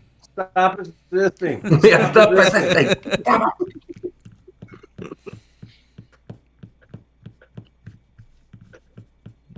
All right, so you chasing him. You're pretty close. Actually, I want to take my my trident, and I'm not gonna throw the trident at them like points, like the points at them. I'm actually gonna do that thing where you throw a stake towards people's legs, so it like will jam them up so they can trip. Okay, go ahead. So I'm gonna just do a low throw of a trident. Let's see if this goes. Let's see it. Johns. Let's see you do the thing. Yes! 18. Alrighty. As you throw it, or you're gonna throw it, or you're gonna swing it. I'm like doing a toss at leg level so that it spins and catches him so he can trip potentially. I'm sure he'll get a deck save or something like that. Whatever, but it works sometimes. You throw it. Actually, that's 90. As he looks back, as you, he literally looks over his shoulder as you throw it, and he leaps as the trident flies under his feet, and he's like, ah! But then he eats shit, rolls on the ground. Got an opportunity to grapple him right now. I do. What am I rolling for a grapple? I'm sorry, is it just an attack or is it just athletics? My attack is so much stronger though. But I believe you add strength. Yeah, Yeah, no, I usually got just roll 7. strength for it. As you go to grab him, you grab a hold of his shirt, and he slips right out of it, and he's back off running again. Jam, Question. you've closed. Am I within 90 feet? You are actually, Varric is just ahead of you by a little bit as you swoop down. You basically glide in right behind Varric as he's hauling ass. Jam, to the right, you've almost caught the guy that broke right. I was gonna shout, sir, I'm not sure if you heard me. I'm part of the Sable Hams volunteer militia. Can you just pause for a minute? As of now, you haven't done anything wrong, but if you keep running, I will have to arrest you for resistance. Arrest you for resistance. As you do that, He's an ice. He's an ice agent. I get it. A lady. It works. It works. A lady steps out in the morning carrying a couple baskets, and he grabs her and throws her at you. Give me a Dex or Athletics or Acrobatics. In Acrobatics, there it is. 20, dirty 20. Nice. You are able to catch her and roll while maintaining to keep her balance, but she drops her stuff. And your momentum. And your momentum, as you spin with it, continue on chasing him. Sorry, ma'am. I look at him, and my voice changes and goes, "Sir, that was not a good idea. And now, do I have another action, or do you want to skip to someone else?" You have an opportunity to try to hit him with something. If you got something, like grab something to throw at him, or... I have a spell. Okay. I'm going to cast... Is he within... I'm assuming he's within 60 feet, correct? Oh, yes. I mean, you're within like 10 feet of him. Then I need a Wisdom 14 saving throw as I cast Toll the Dead on him. Oh, he failed. Oh, yeah. So he's going to take 2 necrotic damage as I hold my holy symbol, whisper, "May the harvest be good," and a cowbell rings in his ear. I holler back, "You need to stop, or I will stop you." I gave him his chance to surrender.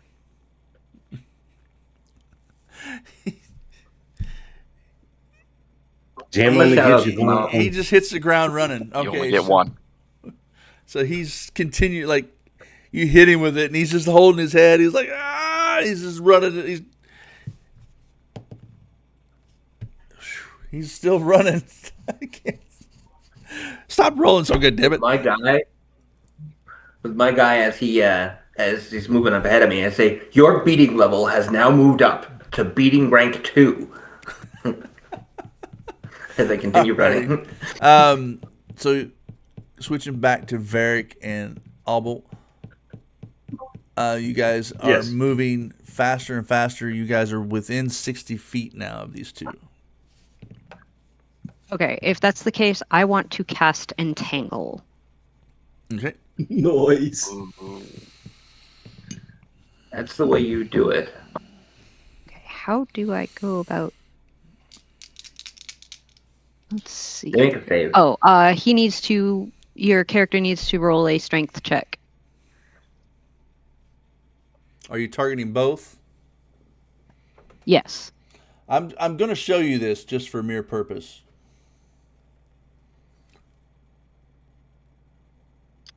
Oh, nice. Snake eyes. So they definitely fail because they needed to get an 11 or higher. Okay. So that So means they are now entangled in vines, restrained. that was 60 feet ahead of us, right? Yes. And entangle is a 20-foot area, if I'm not mistaken. 20-foot Yeah. square, yes. 20-foot square. Okay. I go ahead and slow my dash down to a jog until I get right to the edge of the entangle, walking my way around it slowly. I'm just like, oh, you're going to want to stay right there, friend. Trust me, you're going to want to stay right there.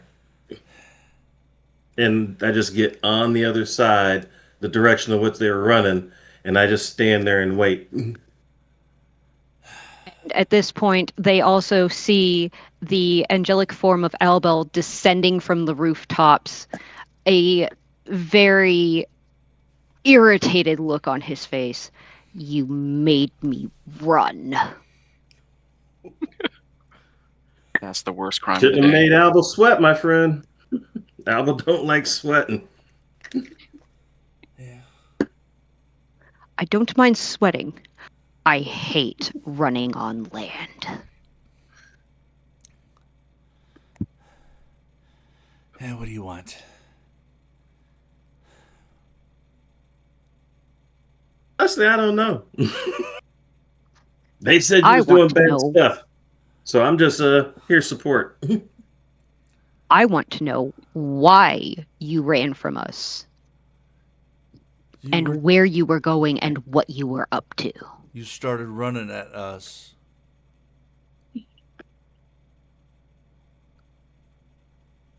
We greeted you. You called out to us, and then you started running at us. We ran.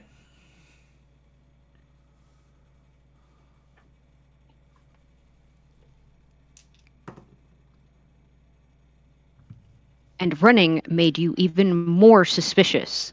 If you had just stayed in place and asked us why we were chasing you, we wouldn't have assumed you were up to no good. What? You chose to you? run.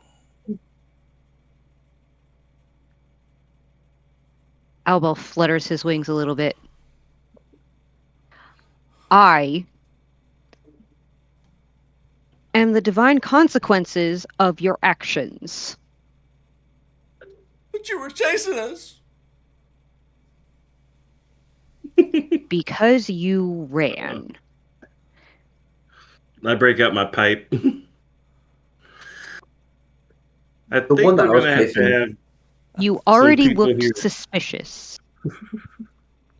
Alrighty. What's up with the bandanas? It's just to show what crew we're on. That way we can What identify. crew is it? We're from the bonnet. It's just the bonnet. That's the name of the ship. The bonnet. Yeah. Do I need to do a history check or anything by chance? Since I've had to work the docks a lot, have I heard of the bonnet? Have I seen the bonnet? Do I know of the bonnet? Sure. Go ahead. Okay. It's such a horrible role for me. Yeah. I'm not much the thinking type. You haven't heard of What the happened ship with the named guy Bonnet. I was chasing? Is he still running?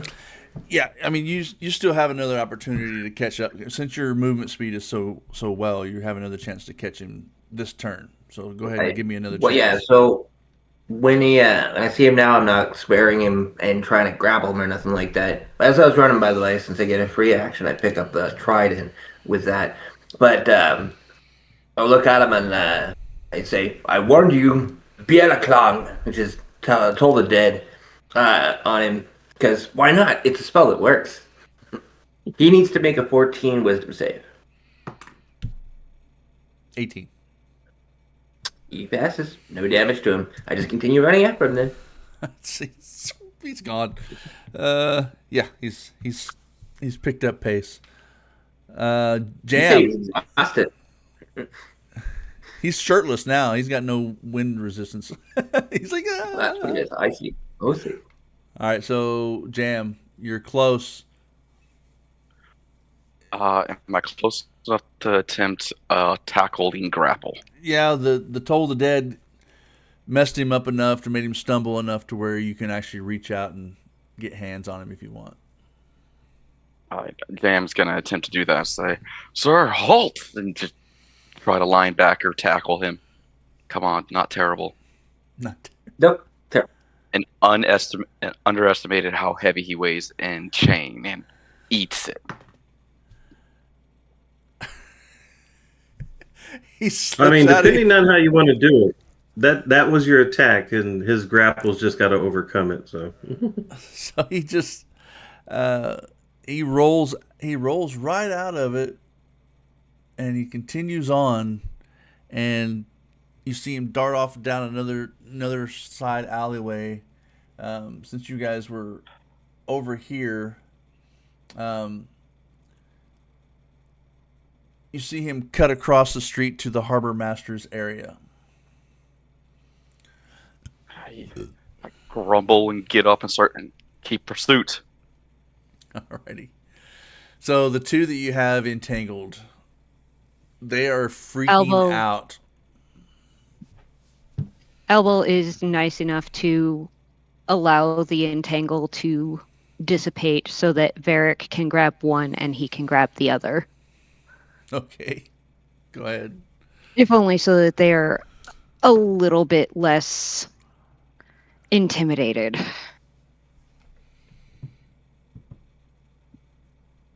You're muted, Varric. You're muted. I'm always muted.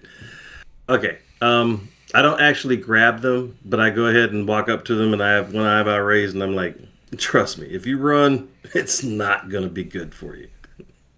You think the entangle was bad? I have worse. Actually, you know what? Can I roll that? Well, I mean, if you want to do intimidation, you guess you could do that. Yeah, there you go. You rolled intimidation. I got a 9, though. Not very intimidating at the moment. One of them is scared shitless of you. They don't know what you are.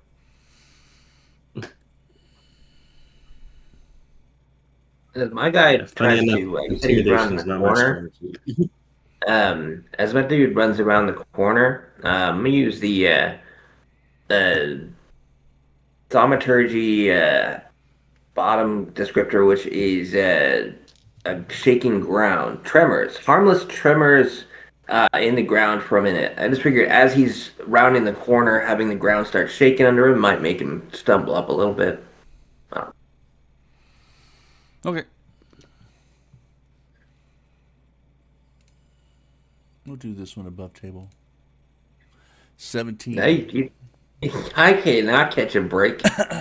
He succeeds and he's Well, I mean, I keep pace with him because he's probably only able to move at 60, and so am I. And I can still cast a spell after my 60. Yeah, but Moxley's a monk. Moxley should be running super fast and have caught him by now, because he was on the same side as you. So Moxley, what you was have a Moxley chance. doing? You have a chance to do something if you want. Yeah, I'm gonna grab him. You gonna try to grab him? He's gonna grab him. To athletics or just to attack?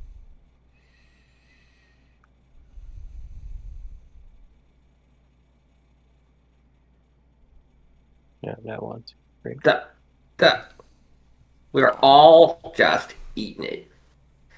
So as Some you humble pie. reach out to grab him, he turns right around the edge of these buildings, and as you guys turn the corner right, you see ahead of you, as you look and see an entangle spell being dissipated, and Varric standing there on the opposite end of these guys, preparing his knuckles, and Aubel's wings finally coming down a little bit as you see the two of them talking to two of them.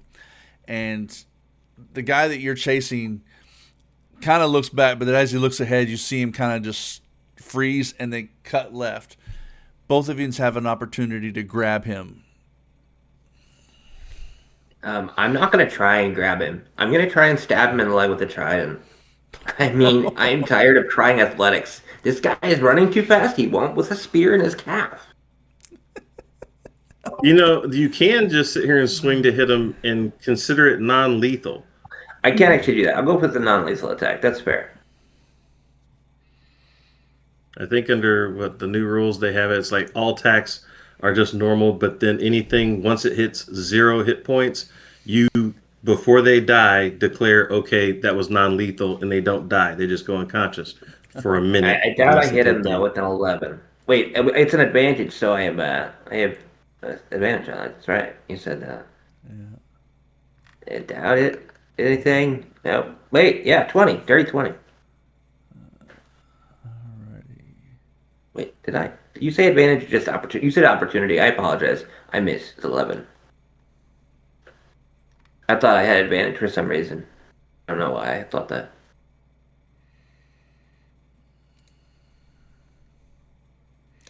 Where is it? Yeah, I know, right?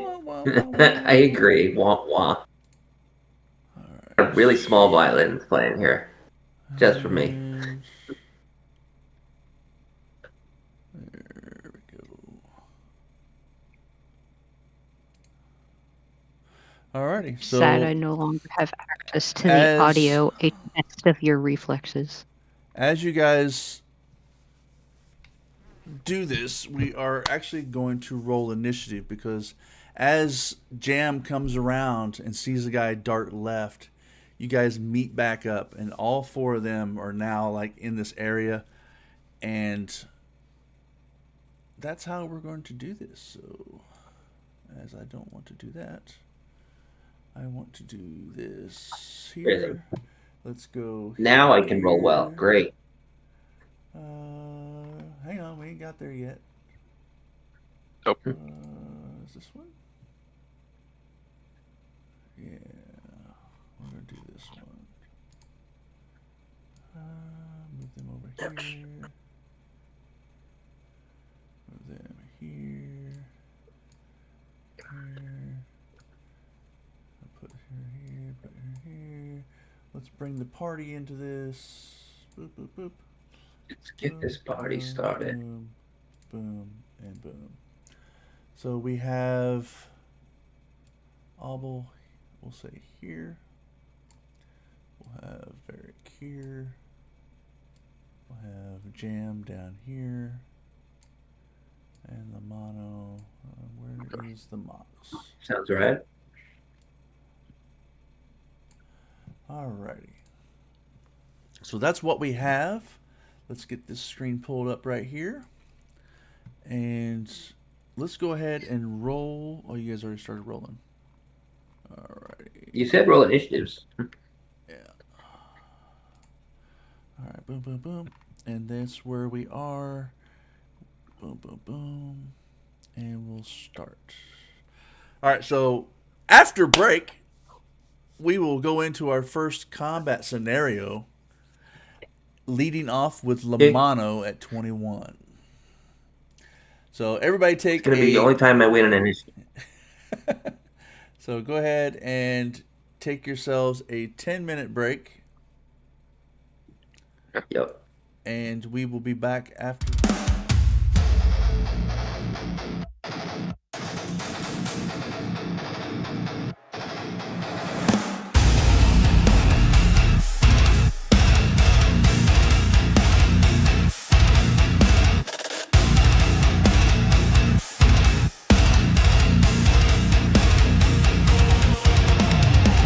Across the lands of legends born, from shadow peaks to oceans torn, a new adventure day by day. Ringterel waits, come what may.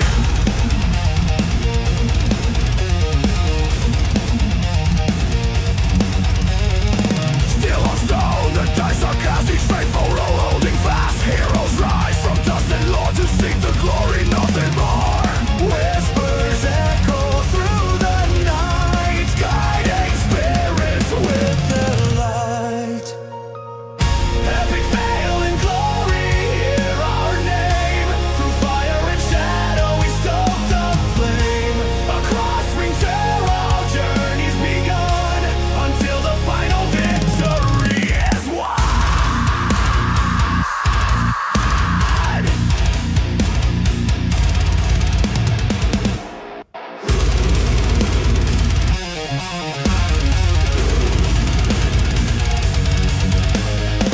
Monsters lurking, shadows creep, secrets hidden, buried deep. With every challenge, we will stand, united, fearless, hand in hand. No turning back, no fear, we hold our destinies in stories told. Epic fail and glory, hear our name. Through fire and shadow we stoke the flame. Across Ringterel our journey's begun, until the final victory is won.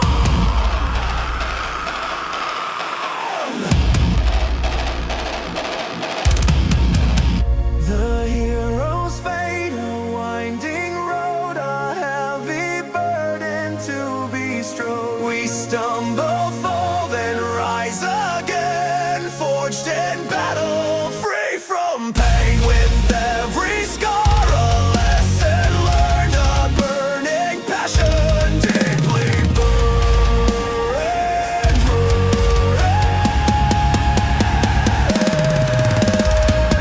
Epic fail and glory, hear our name. Through fire and shadow we stoke the flame.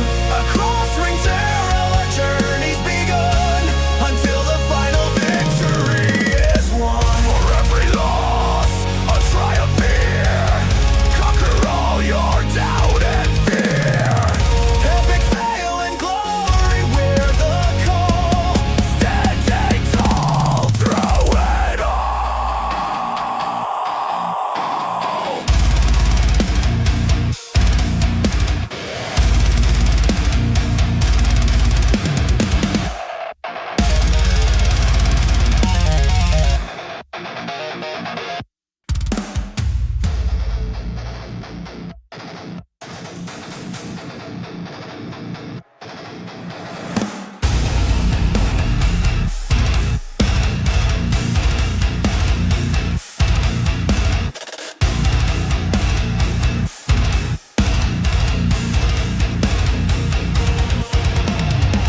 Across the lands of legends born, from shadow peaks to oceans oceans torn.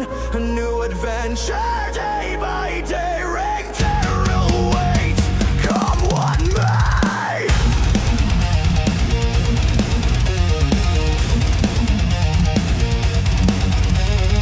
Still on stone, the dice are cast, each faithful roll holding fast. Heroes rise from dust and Lord to seek the glory, nothing more.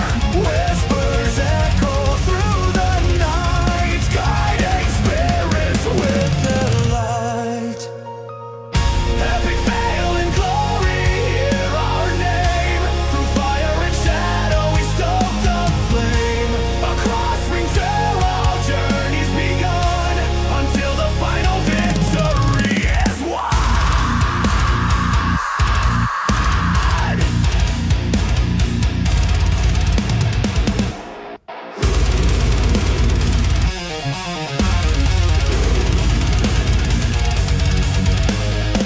Monsters lurking, shadows creep, secrets hidden, buried deep. With every challenge, we will stand, united, fearless, hand in hand. No turning back, no fear, we hold our destinies in stories told. Epic fail and glory, hear our name. Through fire and shadow we stoke the flame. Across Ringterel our journey's begun, until the final victory is won.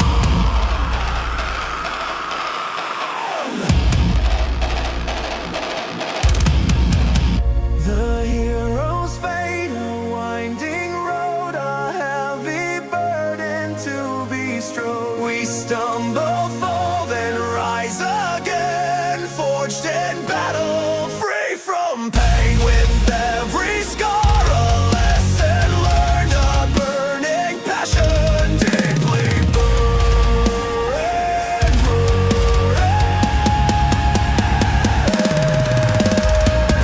Epic fail and glory, hear our name. Through fire and shadow we stoke the flame. Across Ringterel our journey's begun, until the final victory is won. For every loss, a triumph near. Conquer all your doubt and fear. Epic fail and glory, we're the call. Standing tall through it all.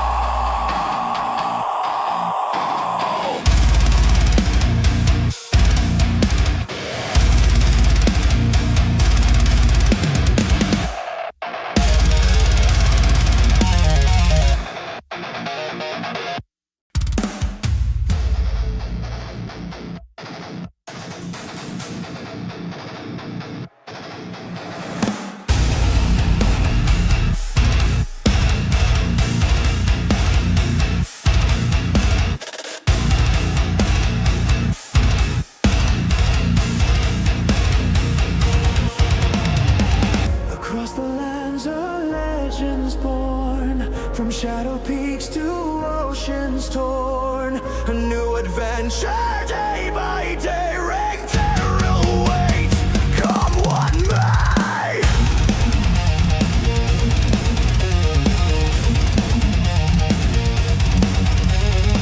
Still on stone, the dice are cast, each faithful roll holding fast. Heroes rise from dust and Lord to seek the glory, nothing more. Whispers echo through the night, guiding spirits with the light.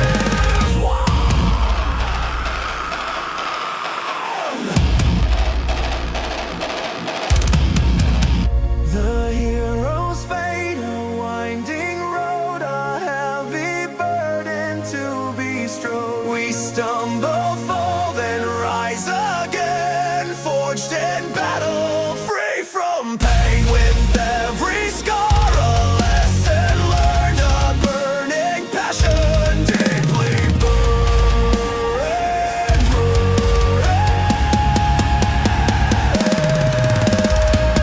Epic fail and glory, hear our name. Through fire and shadow, we stoke the flame.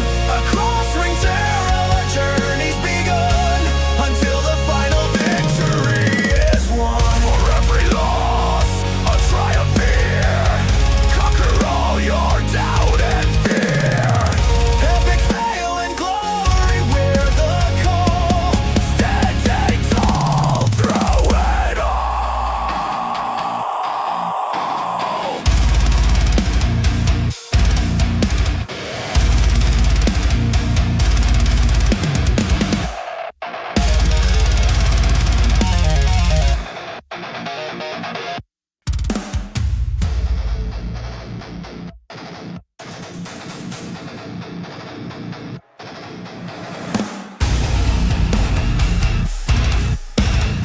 Alrighty, coming back live. You mean the general chat for Syndicate Presents, or No, I mean like the general. I just don't know where that is on the. Yeah. I can't find it. It's going to be under OOC. I'll put it in OOC. the chat. The channel that is labeled with 2 O's and a C. I didn't understand that, but yes. Thank you. Alrighty, welcome back, everybody. And as we started off with combat, leading for number 1 position will be Lamano. As soon as I pull it up, wherever it went. Pull it. Alrighty. There it is. So I am gonna. I don't think I can move. Oh, I can. I can move my guy. I think yes. Nice. My objective is to move to here, and can I grab the ends of this thing here, this guy, the cart, and pull it towards me so that it blocks the path? I mean, you can try. I mean, it's a heavy wagon. It's pulled by an animal. I'm a pretty strong guy. I have 16 strength. Okay. I'm thinking maybe. I mean, you're right. Actually, though, he's right there. I might as well just be in his way and try and knock him out. Yeah, I'll just swing at him with my trident. I'll do non-lethal. Where did he go? Motherfucker. All right. That's all I got. I don't think I have any bonus action nothings. Okay. I will yell at him. I don't think making intimidation is a bonus action though, but I'll just yell at him. Bro. Actually, thaumaturgy is still up since I haven't cast another spell and that's concentration. I yell really loud at his face.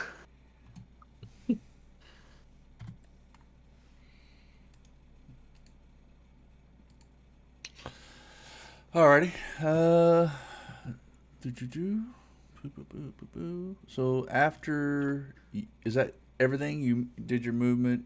I swung my trident. I swung my trident. I moved around him so that I'm between him and the alleyway that he was going to run down, and then I yelled at him really loud with thaumaturgy. So yeah, that's it. Alrighty. Varric, you are up next. Okay, well, I'm just going to go ahead and, since we're in initiative, I'm definitely assuming that this Yahoo is trying something. He's flexing, getting ready to move or something like that. Is that what's happening with this Yahoo that's right in front of me, this guy? Yeah, the guy in front of you doesn't seem to be intimidated by Obel, so... Okay, I guess I'll have to give him a reason to be intimidated. I'm going to go ahead and swing at him with my action to hit, and then if I hit, I'm gonna go ahead and go with my bonus action to do another unarmed strike and swing at him again. So, since I have the hand claws on, they do have a Vex property, so I'll get advantage on the second one if I end up hitting him. Let's see. Oh, well, look at that. Holy crap. Oh shit! Nat 20. Is that a nat 20? Dang. May Okay, not need a so second attack.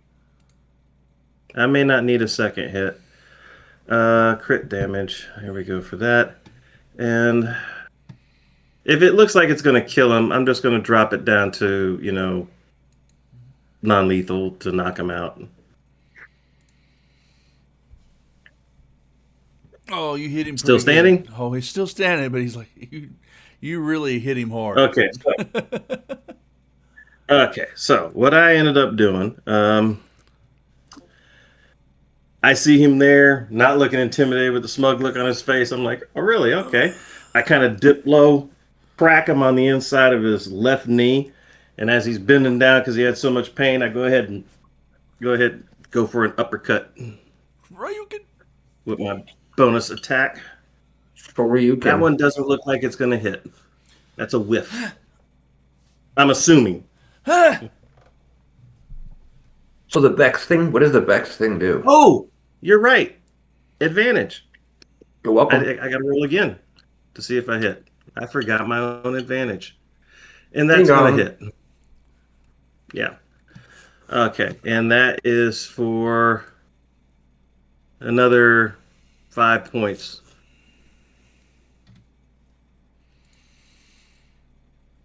So that was a total. A tooth comes flying out. 23 damage total. 26. 26 hit points, yeah. That completes my turn. Boom.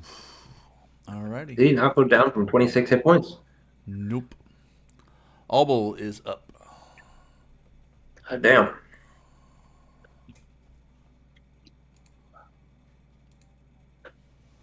Is she here? Obel, I am. Give me a sec. let him swing away.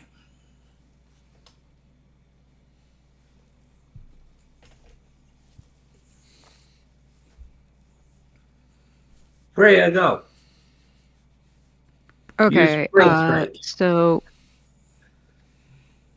the one that is next to me is currently intimidated, yes? Yes. So he's at disadvantage.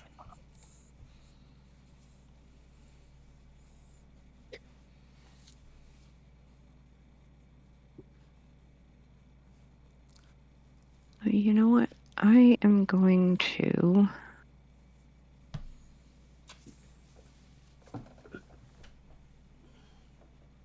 It's athletics to just go ahead and grab him and grapple him, right? Yes. Actually, no. Well, sorry, you're the DM. However you're doing it. So I think the like a grapple or like an attack should be like a normal attack. So you're basically trying to make contact with this person. So I think it's like an attack action. Yes. But you basically roll your attack. And then they roll an opposition to that, which is against the strength. The DC is a strength plus proficiency. Yeah. And I think one other thing. So they have to roll basically a strength check to not be stuck. I just had that up. Okay, so basically an unarmed strike. Kind of. Yeah. Like you're just You have to have a hand free.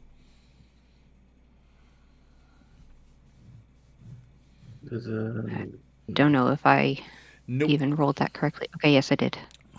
Roll it correctly. And I did not manage to grapple him. Nope. He dodged your... As you reached out, he's like, whoosh, nope.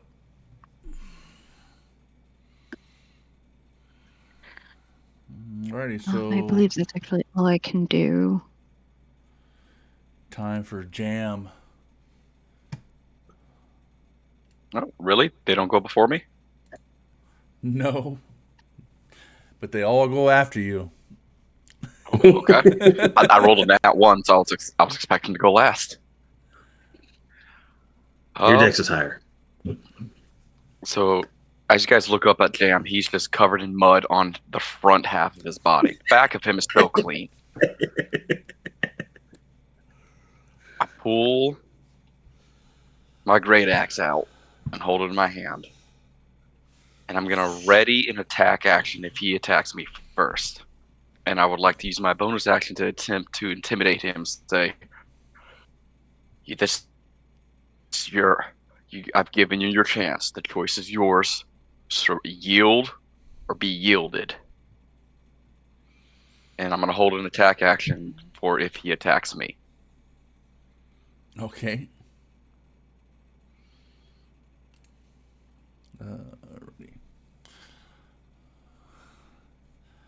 All right, so the one that's on Lamano.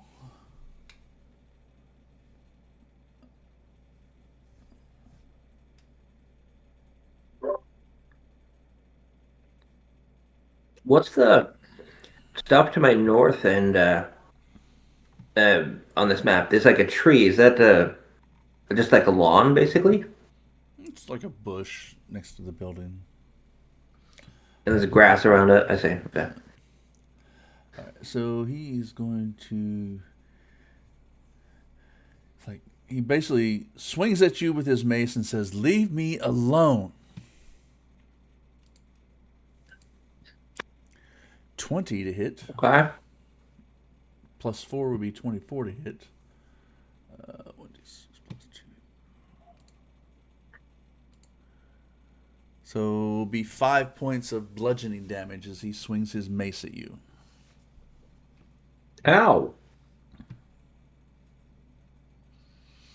And I don't have...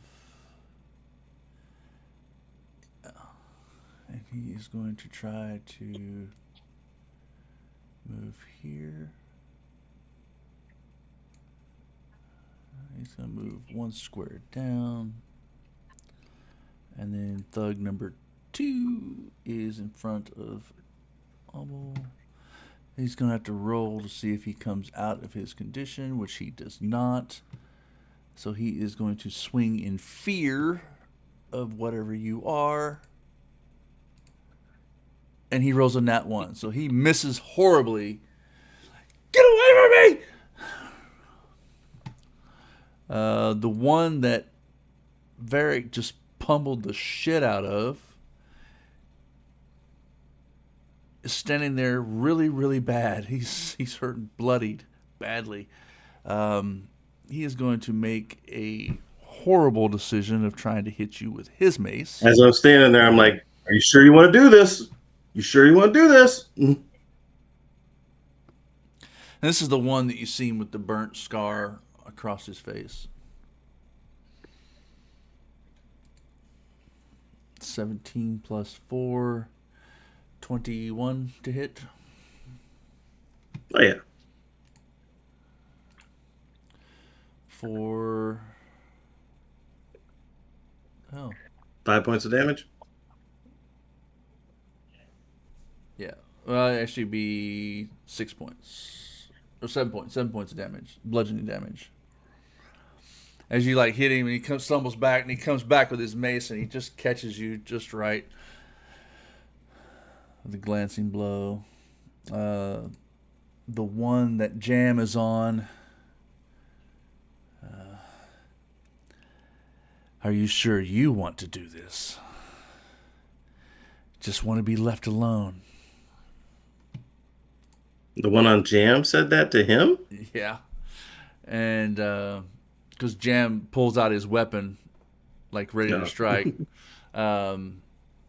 He swings at you miserably, so go ahead and tee off on him. Yep. That'll be a 19 to hit. Ouch! And he's going to take... Oh, that's good. 13 slashing damage as I see his mace uppercut coming. I dodge back and as his mace goes down, slice down across him. I'm not the one making bad decisions today. All right, Lamano, you're up. No.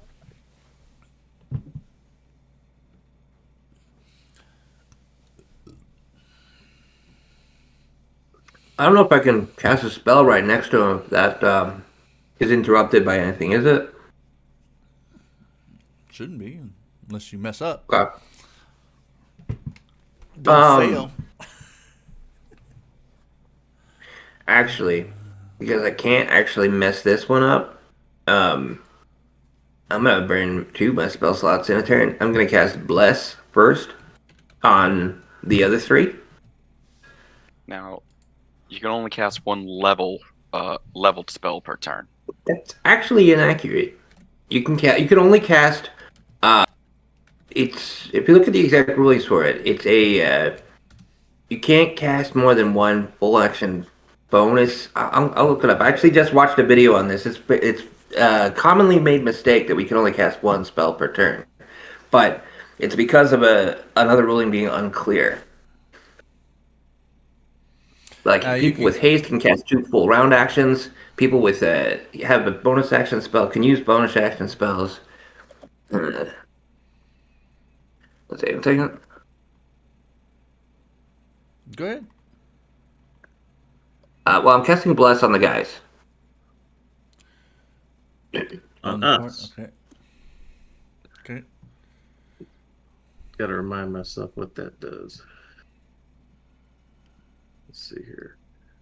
Bliss. Creatures within range, 30 feet. Oops. Hold on.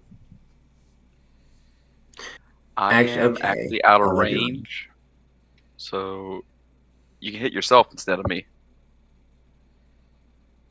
Myself isn't going to be useful. I'm going to be unconscious and dead in a second. You're going to be dead? Yeah, dude. I got hit for 5 damage. I'm a fucking cleric. I have 6 hit points left. If I close to here, 1, 2, 3, 4, 5, 6. I can't close enough without getting an attack of opportunity from this bitch. Lamano, roll me a d8. What's that?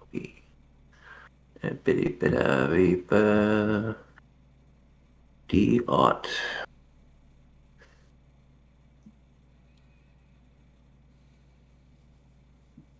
That'd be a 1.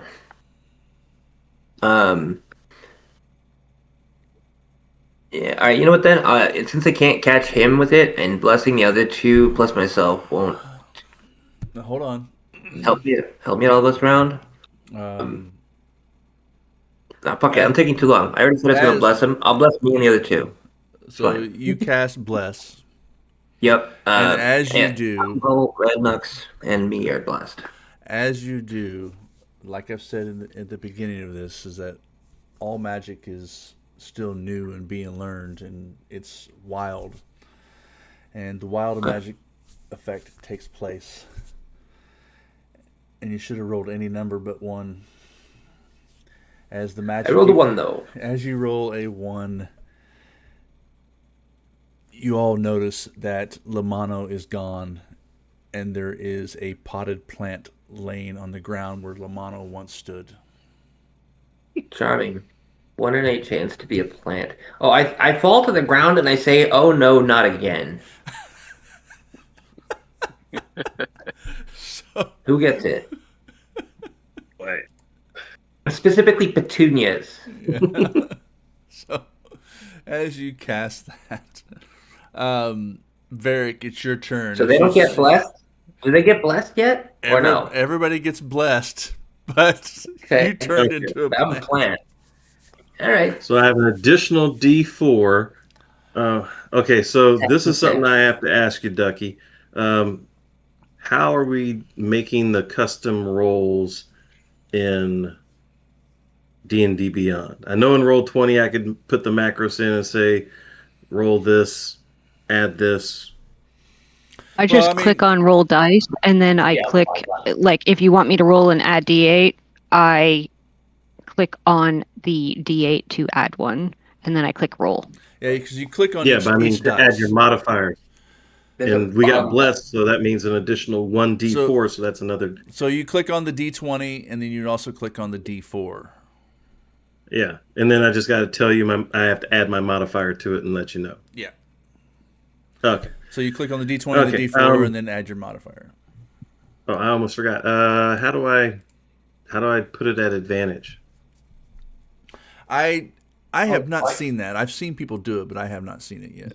You right-click the number So I'm just instead of gonna do left, this. and I'm gonna do that because I can't do it on the dice that's on the side. I can only do it on my stat. So I'm gonna go ahead and roll the stat, and then I'll roll a d4 if needed, because that's plus d4 to hit, right? To attack roll. So if I don't hit, I'll just roll the d4 afterwards. But it is at advantage because I hit it last time, and that was Vex. So Oh. 17. Yeah. Okay. Should I just go ahead and roll the second hit that I'm going to try and hit him with, or is it I would possible? say I'm gonna- just do the first one. Okay, we'll You do the can tell first one then. he is bloodied and rough. All right, so this one's. Oh, sorry, it still did the. I don't know why it did the 20 with a 4. What the hell?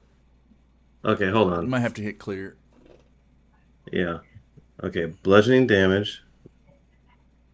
Or actually, it's considered piercing. 10. All right, so how do you want to do it? Okay, I'm just knocking him out because it was the first one. He ended up smacking me upside the head with the mace, and I was like, "I told you didn't want to do this." And I just straight jab him right on the point of his chin. Turn the lights out. Good night, sweetheart. All right. Boom, he is done. You still have movement and bonus action. Okay, I'm gonna go ahead. Let me pull the map back up. I'm gonna go ahead and take the 5-foot step to get. Well, no, I ain't gonna take the 5-foot step there because you said I noticed that Lamano ended up turning into a pot, a potted plant. Junior. So I am gonna go ahead and I want to make sure about this. I know I'm going to attack the guy. I'm going to run over there, but I'm trying to remember if there's a bonus when you charge at somebody because I don't have the charge feat. Does it add anything to my damage? I mean, you're only 15 feet away to be able to hit him. Yeah, but they say as long as you move 10 feet, normally it's for a charge or like for a long jump or anything like that. As long as you move 10 feet, then it's the effect afterwards. I just don't know if you're having me add anything to the damage if I hit. Because I won't have advantage on this guy because I haven't hit him with a weapon yet. No, I mean, I consider it like a normal attack. So you got your Okay. second attack coming up. You're moving. Yeah. So if you're gonna do like a long jump in the process of that, so you'd be like, I'm gonna like. Oh, yeah. I plan on running over there and drop kicking him. Spartan. Oh, yeah. Full-on No, not. both I'm feet. talking double leg Hulk Hogan, drop kicking. So 5, 10, 15, go for the attack. Bam, over here. And that's not at advantage. Make sure it's not at, okay, flat die, good. Oh, I bite it. I so bite it. Right when I'm about to sit here and jump, I stumble on my feet and face first, just slide until my face runs right into the pot that is Lamano. Actually, you misjudged your step and knocked over Lamano Oh, okay. Oh no. and flew past the guy. Okay. You did get the extra So D4 on you that, want right? me to be like 5 feet past him? You want me to be like here? Yeah. Because technically 5, 10, 15, 20, 25 feet would put me here. So yeah. Did you add your D4 for the bless on that? I thought that was on the I did not. Yeah. Attacks and ability checks. No. Because the attack. Hold on. Let me look at the game dice log. Unarmed strike. No, I did not add it. But still, it was a nat 1. Oh, yeah. I didn't know that. Never So mind. yeah, even if Yeah, it, I'm it was. playing. I can't see. I'm playing. he was Yeah, still it was missed. a nat 1. I bit it. That's why he said he knocked you over. As he I'm did. knocked over. My dirt's all over the floor. You're spilling. All right, so Albel. Damn it! Albel is up.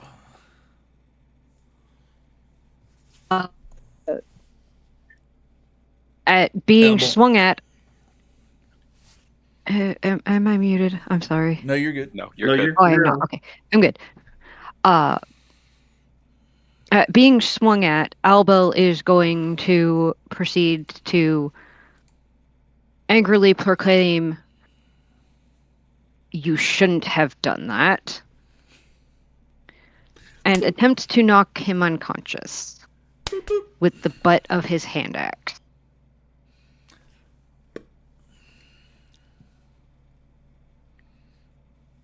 Fly him up like 60 feet and drop him.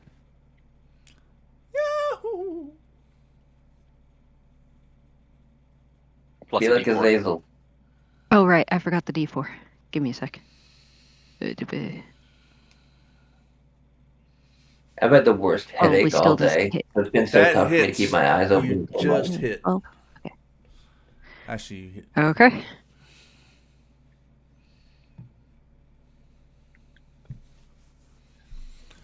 Five. I take the butt of my axe and I hit him on the top of the head. All right. Do you want to do any movements or any bonus actions?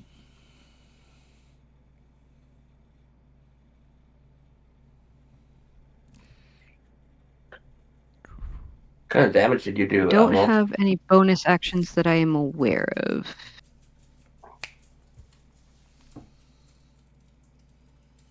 All right. What was your damage on the hand axe? 5. I'm All right, Jam. just trying to get a scope of how many hit points they have. He has proven to me that he is not willing to listen. So I'm gonna show him that he should have. I'm gonna use my bonus action to cast a spell, Divine Favor, which adds 1d4 radiant damage to my weapon. So I hold my holy symbol. Say, may the harvest become fast this year. And my great axe starts to glow, and I'm gonna use my action to make an attack out.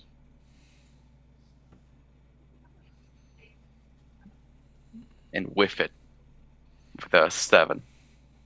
Plus the 4. I did not get blessed because I was out of range. Okay.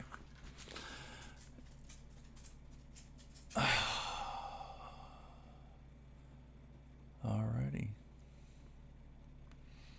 Boom, boom, boom. And that is my turn. Jam's gonna stay put to make sure he stays next to this guy.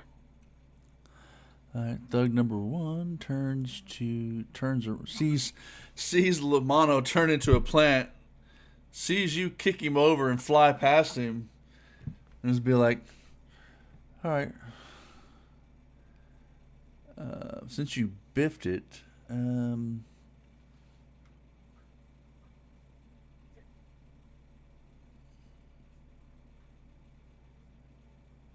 yeah, he's going to take that opportunity." Since you missed.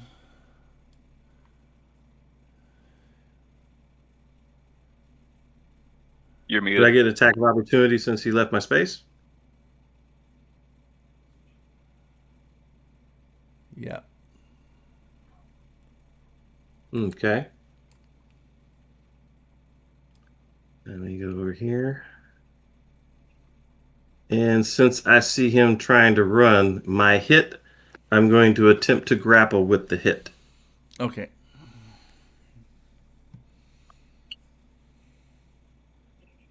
It's a 19. So he needs to roll either a strength or dexterity, his choice, to try and, well, yeah. He failed. Okay, so I got him grappled. And if I'm not mistaken, it said, I think with grapple, at the end of the turn, it does bludgeoning damage, or maybe that's just a special thing. I gotta check. But by all means, continue. So you grab him as he tries to turn, like you go flying past him and make it to your feet just quick enough. As he tries to turn and run, you grab him and he tries to backhand you with his mace. 16 to hit. That hits. 1d6. Well, actually, when he's grappled, I don't know. Does that put him at Yeah. a disadvantage? It might.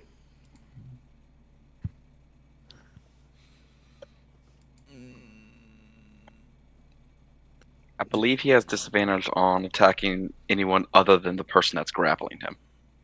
Okay, so 5 damage. Is that what I got? Yes, 5 damage. All right. And then that would be his turn. Thug number 2 is.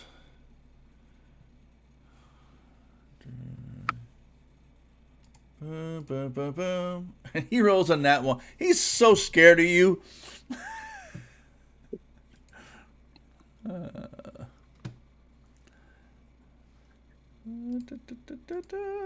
Albo is great at intimidation. For Jam, let's see what we got.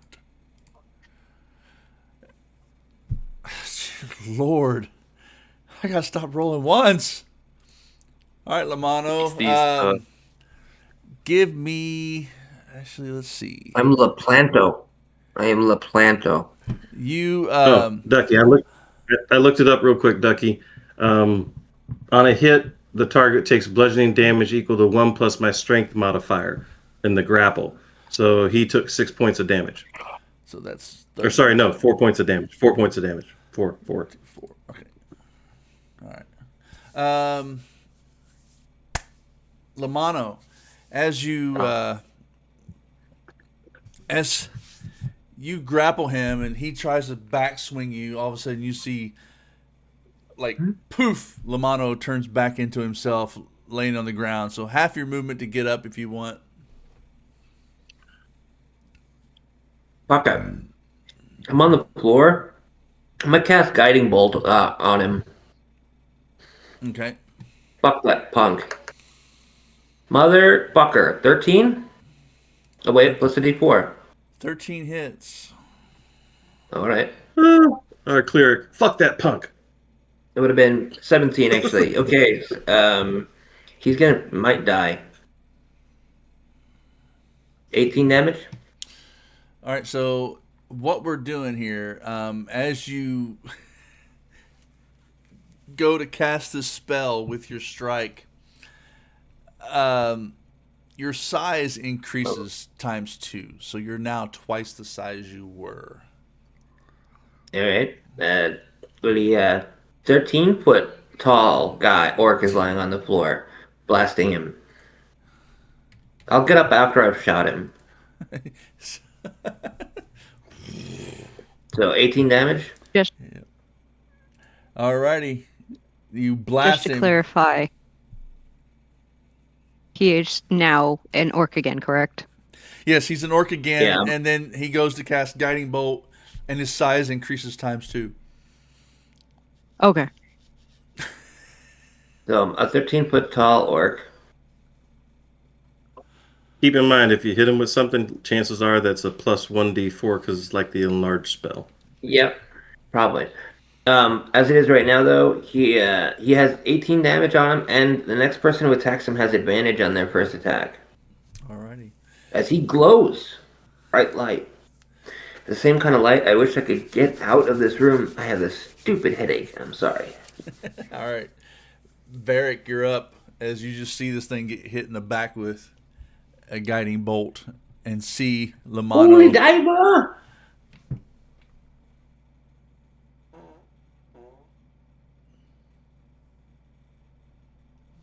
You're muted. You're muted, Varric. So muted. So I grabbed his arm. He ended up swinging back around, hit me with the mace. Oh, you still want to do this? And then I see Lamano get big. I'm like, look at you. And while I got him held with one hand, my action and my bonus action, I'm just going to double kidney shot him right there. Just. Okay, let's see here. First swing him a ding. And no, because the grapple didn't have Vex, so that wouldn't have done it. So not at advantage. No, he got hit by Swing. guiding bolt. So You got hit with a guiding bolt, so you have advantage. Oh, well, does the 14 hit? Yes. Yeah, so without using that. Or the You can bless, see because I crit. forgot that as well. Let's do one at a time. So now, the first attack, Okay. 4 points piercing. But I'm doing non-lethal piercing. I'm just He's non-lethal. It's just like tacking on the rank, you know. yeah. Giving him blood rank. Do I still need to keep hitting him? Is he still standing? He's still standing, and he's barely hanging on. Right. The second one, this time I'm going to go ahead and just... The second one was going to be another punch, but I see he's kind of like wilting, so I'm going to not literally pierce him. That one's going to be an elbow. Oh, that was so close. And then a D4. That's an 11. My bless with a D4. That is another 3, so that becomes a 14. So that's a hit. That's a hit. And that would be another 6 Out. for knocking him out. Okay.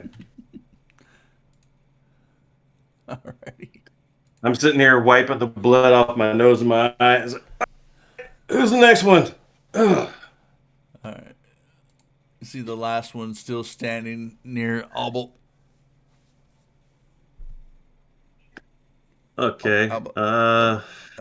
I haven't done my movement yet. 5, 10, 15, 20, 25. Okay. I'm not sure how you do with flanking now with 2024, but I'm going to go ahead and move here in 25 feet movement to go ahead and provide Albel flanking. I'm like, I highly suggest you stop messing with the big one. He's going to hurt you. And that's the end of my turn. All right. Albel's up. I am going to attempt one last time to try and grapple this person and pin him down. Okay. I got a 22. You got him. I don't think I can beat that. Nope. Elbow finally, aggressively, angrily just picks him up underneath the arms and lifts him up off the ground with a very loud surrender, or I am going to hurt you. So you're not Ignoring doing your the fact 5 that he points has of already bludgeoning hurt damage? You're not going to do your damage from your grapple?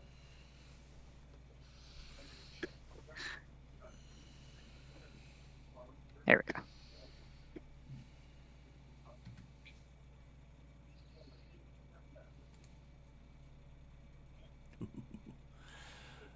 Is that it? Yes.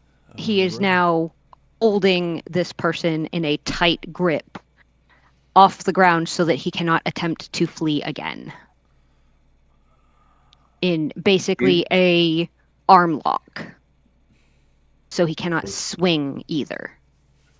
Barris asked if you did the damage on the grapple. Yes. What was your I strength? rolled a 5. Oh, good. It's not a roll. It's just an automatic 1 plus whatever your strength modifier is. Yeah.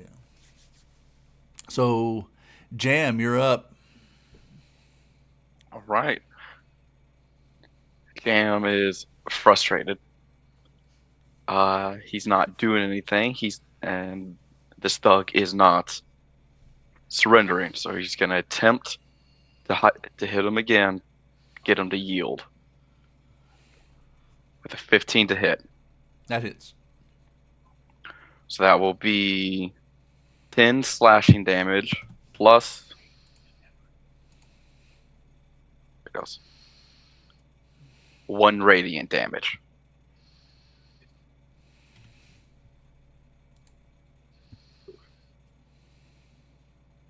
And I'm going to look at him again. Surrender. And then my turn.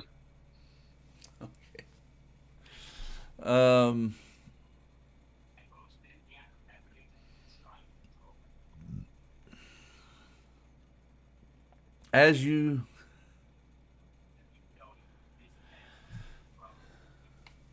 lift up this thug off the ground with your grapple or try to snatch him up underneath the armpits,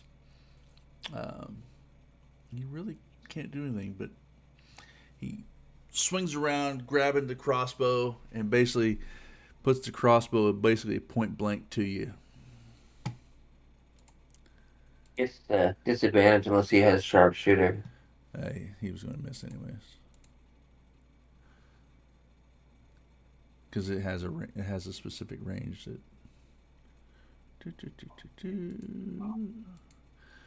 And the guy on Jam is going to last ditch effort. Yield. Oh. 14 to hit. That misses. Mm-hmm. And it would be Lamano's turn. Lamano, you're up. Yeah, here. Sorry, my headache has gotten to a point where I need to be in the dark for me to exist. Alright. This, who's still up was... She's got a guy grappled? Yes. Yes.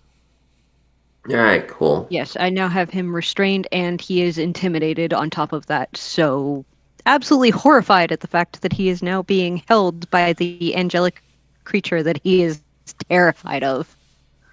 Alright, cool. I'm gonna walk over behind him and crack him over the head with the backside of my trident. So as you get up and start walking over, you all notice as you hear the large footfalls get lighter and lighter as Lamano goes back down to his normal size and whack. Well, so while I'm big, as I notice I'm starting to get smaller, I want to do a little bit of, so I'm over here, a little bit of run and jump so that I shrink while I'm in the air so I can whack him in the head from up high. It's not going to add anything to damage, it's just for effect. Like, Hassan chop!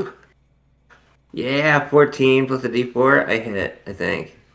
Yes, it hits. 14 hits, right? Not 2d4. Either way, the lowest of them hit. Good times. He takes 6 bludgeoning. Okay. Alrighty. Come on, give it to me. Boop. All right. Boom. Is that it? And then I'm gonna healing word myself. Okay. Here we go again. Oh yeah, that's right. Magic. Haha. Good times. I'm gonna get 11 hit points back. I'm full again.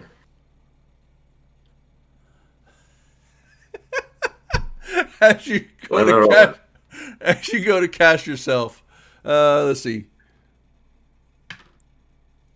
1, 2, 3. By the way, I think this wild 5, magic thing is a 10, little 15, 20. not fun.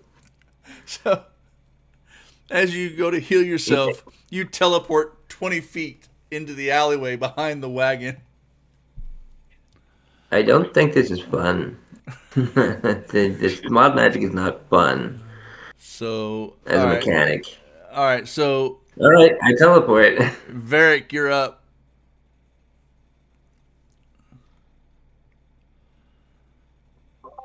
Everything's handled, right? Jam's got that thug under control. Albel's got that thug under control, right? We're more of exchanging blows at the moment. Oh, Okay. 5, 10, 15.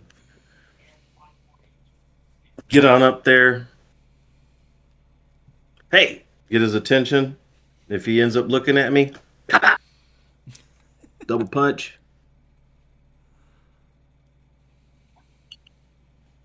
That's a 10. Let me go ahead and roll my D4 for bless. Hopefully I get a 4 or at least a 3. A 12. Does a 12 hit? 12 hits. Oh, okay. So that's going to be the first one, and that is 5. Then the second one, since that's going to be an advantage now, that's a hit, and that is another 8. Another 8. Okay. Yep. Alrighty. Boom. All right. So boom. There you go. And that will be it. And that completes my turn. All right. Albel is up. Albel.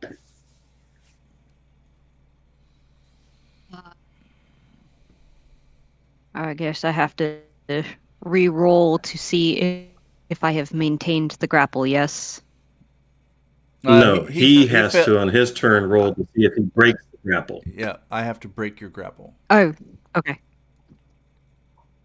You can just sit here and hold him and do your damage with your strength with the 1. Or punch him, or whatever.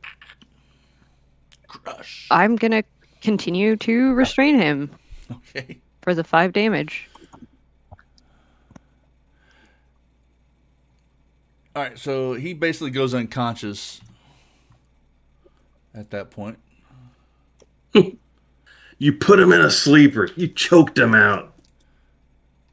So, Jam, you would be next. People in the market are now screaming. Oh, sorry. Pardon my language. I can't remember if this is supposed to be a PG chat or not. It's adult, so I got it set up for 18 and over.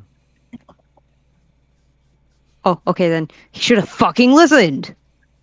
The first 3 times I told him.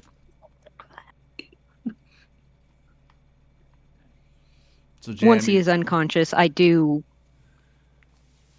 lower him to the ground. So Jam, it's gonna look at this last thug and go, "She's right. You should have listened," and make an attack and roll at him. So 16 hit. 16 hits. He's gonna take 3 slashing and 1 radiant as well. So 7. 7 total. Yes.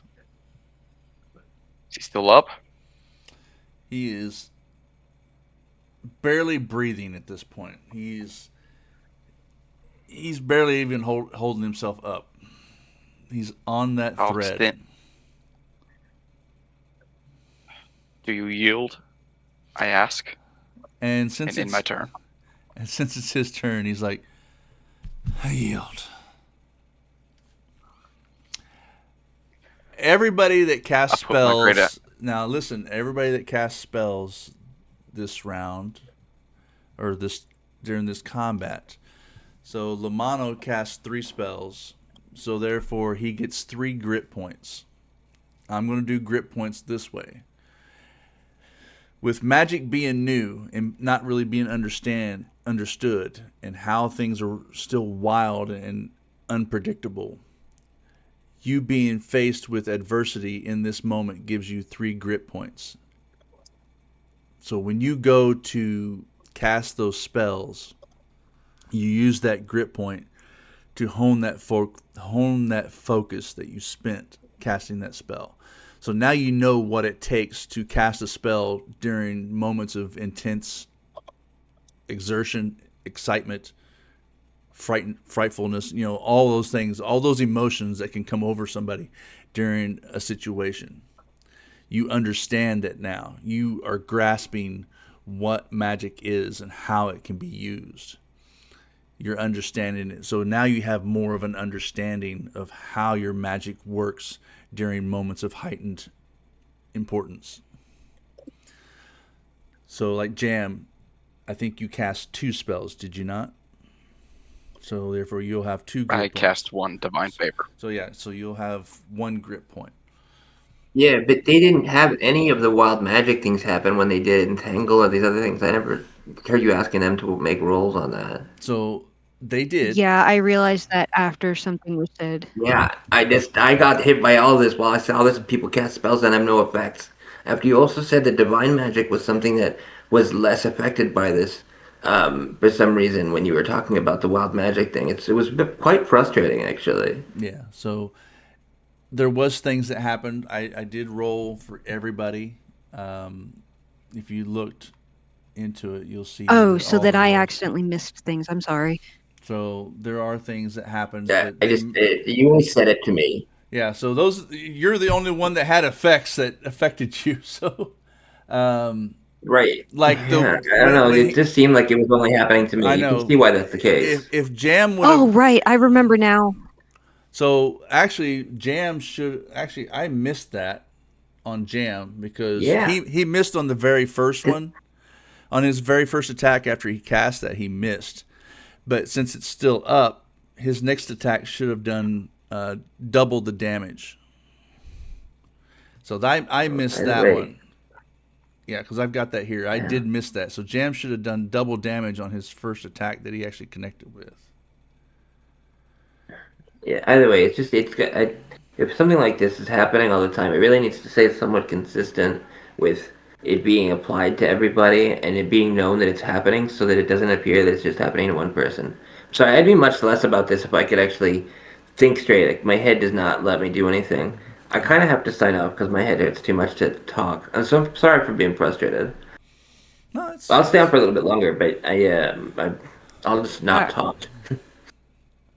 I completely understand the frustration, and I apologize because I realized that that's what you were talking about when you said that Albel came down from the rooftops. I didn't realize that that was the effect that Albel was given, was that his flight was temporarily taken away by the effects of casting the entangle. That was my fault for misunderstanding what was being said, and I greatly apologize for that. yeah. So it's little nuances. I'm not gonna like with this list that I have. I'm not gonna like go insane with. Like, that's why like every time you guys do cast something, there's gonna be that grit point that you guys. Because when you're realizing that you're in that magical moment, you're having that moment, you're understanding how to make it happen with that intensity being before you. It's not a bad thing, and a lot of this is never going to be anything that's going to be inherently bad that's going to happen to you. It's something that's just wild and out of the ordinary that's just going to happen. And it's going to be, as you guys gain those grit points, the whole wild magic thing will go away. By the time you guys probably get to 3rd level, there probably won't be any more wild magic on your guys' end. Just on the other ends of whoever's casting. So, depending on their levels. But like I said, magic is new, magic is growing. It's something that not everybody has a grasp on. And hasn't been really tested, hasn't had their mettle tested in making sure that they can perform with it. So Okay, so new question to clarify what was said before, because I do want to make sure that I am understanding and not unintentionally misunderstanding things like I did with the effects of entangle magic. So because I did not do entangle during combat, I don't get grit points, correct? it is just the ones that were in combat. You were in a pursuit of trying to catch somebody, so therefore your adrenaline, your excitement, so you're going to get 1 grit point for that. Okay. And you basically your flight was basically interrupted. Modern. Ooh, that's nasty. Let's stay off of that one. Yeah, but other than that, you guys did great. As far as combat, you have 4 unconscious thugs or pirates or whatever you want to call them. Well, my guy's not unconscious. He just surrendered.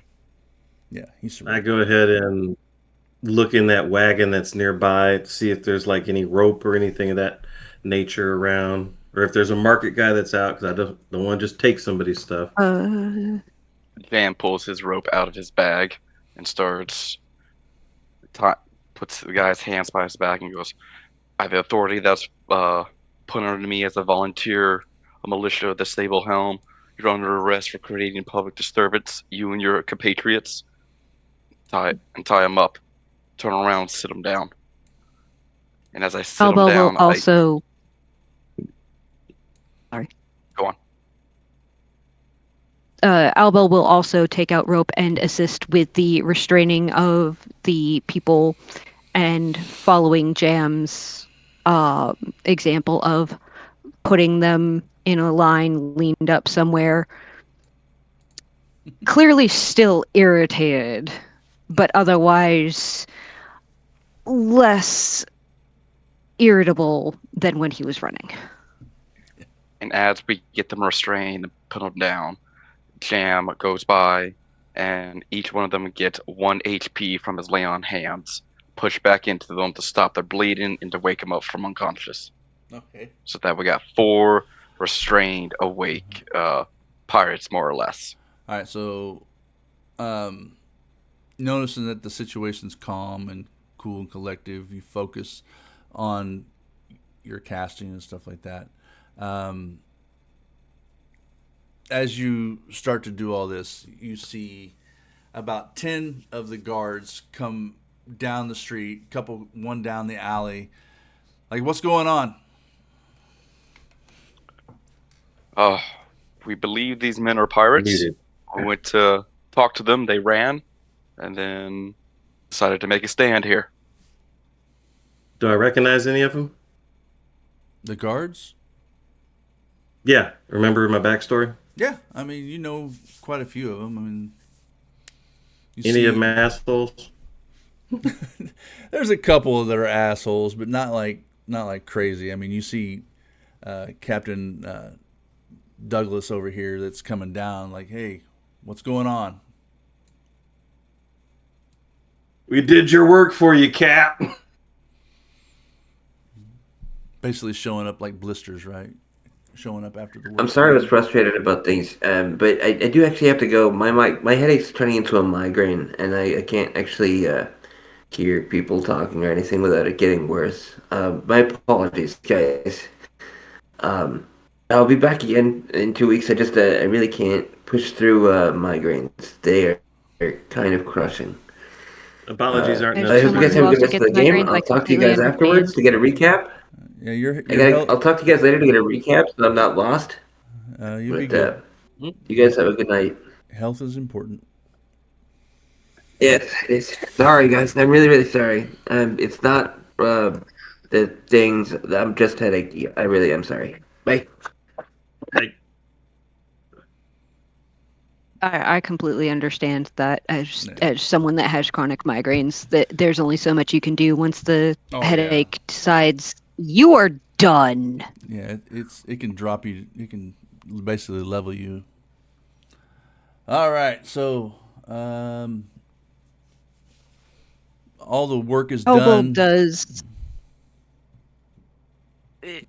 Elbow will pick up the one that was the most irritating for him and say, this one seems to have the biggest attitude, so I would be wary of him. Sets him back down and walks away. All right, so you basically give them all 1 hit point. Take them. Do you turn them over to the guards? Yeah. Jam has no issue with the guard, so he'll turn them over. I go ahead and when the captain goes ahead and gets them, I walk up to the captain. I'm like, hey, uh, one of my friends who's been running on the boats recognized the bandanas on their arms being like associated with some kind of pirate gang. And one of the guys said he was on the ship the Bonnet. I haven't heard of it or anything, but might want to check into those things. Yeah, we've seen the ship. And it is kind of odd that all of them were wearing this armband. They're supposed to be sailing out tomorrow, so we'll see what their captain wants to pay their fines. You guys okay?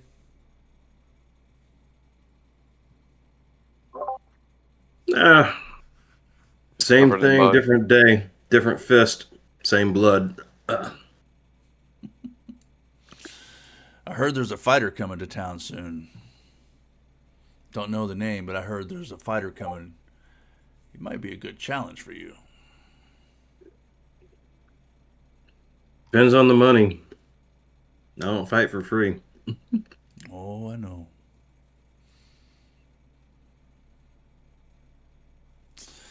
All right, so what do you guys got going on now? You guys cleaned up the street. They take off. They take the thugs away. I'll start wiping the mud off of me. You notice that Jam is actually covered in mud, and all on the front Just on his side. front half. I understand you just came back from the farm. You don't have to act like you're still on the farm. You see, when an animal gets out, I usually tackle them, but I don't normally wear all this chainmail when I do. I'm not fully used to it yet. These guys Hey, are quick. I'm not making fun of you. I totally whiffed on that one guy. Ran right past him. I Still can't gotta make it really to blame Maria's. Jam for not being able to traverse these narrow alleyways in that kind of armor, especially while trying to take down grown-ass men that don't know how to listen. Yes, I am still salty. I'm sure you are. If I can catch up with you guys in a little bit, I'm just going to check on something. I'll catch you guys back at the Brine and Wick. What time of day is it right now? It's still like It's early the morning. right? You guys just had breakfast Early and morning. started chasing these guys. Oh, we still got to go to Mara's. We still got to go that's to where we're Mara's. headed. She sent us that Albo note is yesterday. Elbo's probably gonna let them know that he's gonna go to the docks real quick and double check on his friends on the ship that just came in, make sure that they're okay now that he knows that there's pirates in the area. I will meet you guys at Mara's, but I need to make sure that my companions are safe first. Okay. I get it. I got to get someone to patch me up a little bit because Lord knows what Mara may have for me. Oh, All right. I can Yeah, 'cause- cast healing hands on you if you need healing. oh yeah, I'm only at about a third. Alrighty. Jam will give his last lay on hand point to you. It'll stop your bleeding at least. Yeah, I I'm elbow not heals. half. Elbow heals for 2. Yeah, I took your 2 and his 1, and that puts me at, well, half now. Or did you hit me for another 2?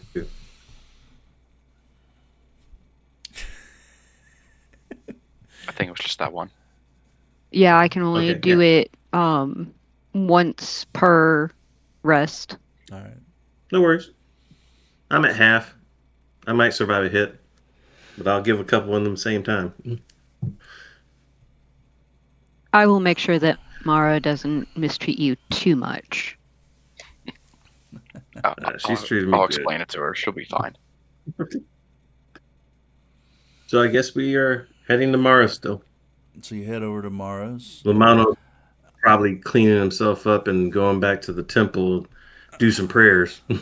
Work on that anger management. Motherfucker! So you make your way to the ships. You make your way back to the Bay Runner and see Captain Silverfin standing on the docks and see a lot of the workers that are coming off. And he looks at the first mate and he says, make sure that the paperwork's filled out right, and make sure that we get the full load. We're also going to be possibly bringing on more personnel to help safeguard. This should be an important mission, getting this one to Purcell.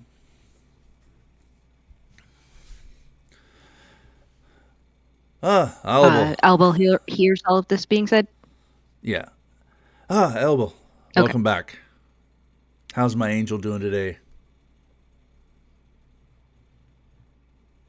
Might bit flustered because of a kerfuffle on my way here, but it seems that there might be pirates lingering about, so I came to check on y'all and make sure that they haven't potentially tried to mess with our ship. Ain't none of that going on here. I haven't noticed anything out of the ordinary, but you never know. It always made sense that things are an inside job, so I'm wondering if they've got somebody here that's relaying that information. I'll make sure I keep a couple guys with some extra eyes out on the docks and keeping weird onlookers. Especially on any new crew. Shouldn't be any new crew other than what Mara has set up for us. All right. I just wanted to make sure. I will suggest potentially adding a couple of extra long-range guards, just in case. Preferably someone who knows how to man a cannon. What's a cannon?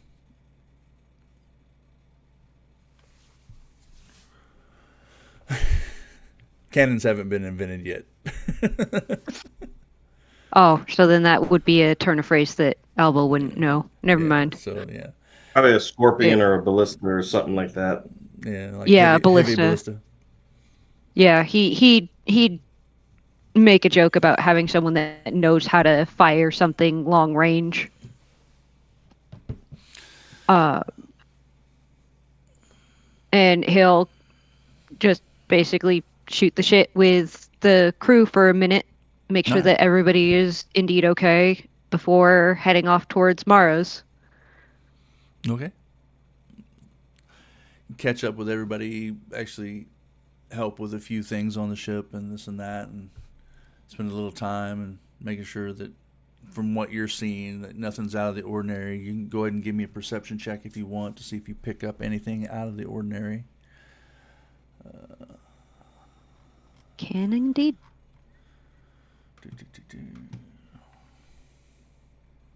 I don't notice shit. Squirrel. Yeah, you don't really notice anything, and it's so focused on helping that. I mean, everything seems out of the normal. I mean, you do see a guy over there working on some netting. Like you see a net that's hanging, and you see him kind of fixing certain areas and reattaching new line and this and that. And you see other guys that are just fishing off the side, trying to catch something. Nothing out of the ordinary. Usual group that helps with making sure everything gets taken above deck or below deck as needed gets distracted with helping with carrying things up and down below and above deck, and then eventually wanders off to Mara's to relay that nothing has happened with the ship I came in on, but they seem to be preparing for potential issues out at sea, or at the very least with the guards making sure that the checklist is actually accurate and detailed. Yes. Which tells me that there's something going on with other ships that, and I do relay this to the other members of my party, that there seems to be things going on with the ships that's making it so that while the captain is usually very meticulous, he is being doubly meticulous right now. Yeah, since the information that he's gotten from Mara, things have seemed. He seems like he's a little bit more on edge. But other than that, going back to where Varric and Jam are now walking back, you lost track or lost sight of where Moxley went.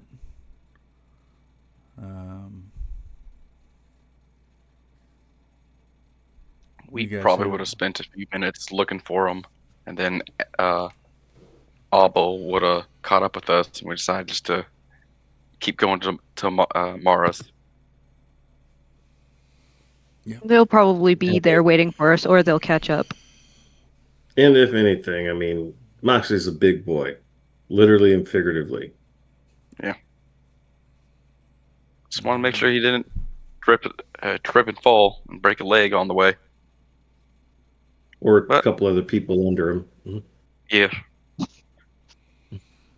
Alrighty, so you guys eventually take time kind of searching for him, kind of backtracking a little bit, realizing that after a while you guys are like, oh, him and Lamano went left when we started this, and you kind of work your way around and this and that. But within about an hour of doing all that, it's getting closer to like late morning, going closer to the afternoon. You guys finally make your way over to Mara's shop.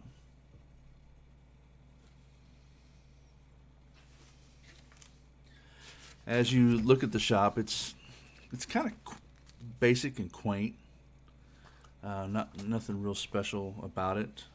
It looks like a generalized store. It's got one big window that's done up for the front with several like fishing items and stuff that are shown in the window. And you said that'd be around here? Yeah. Okay, so we actually ran past your place. Yeah, you guys went.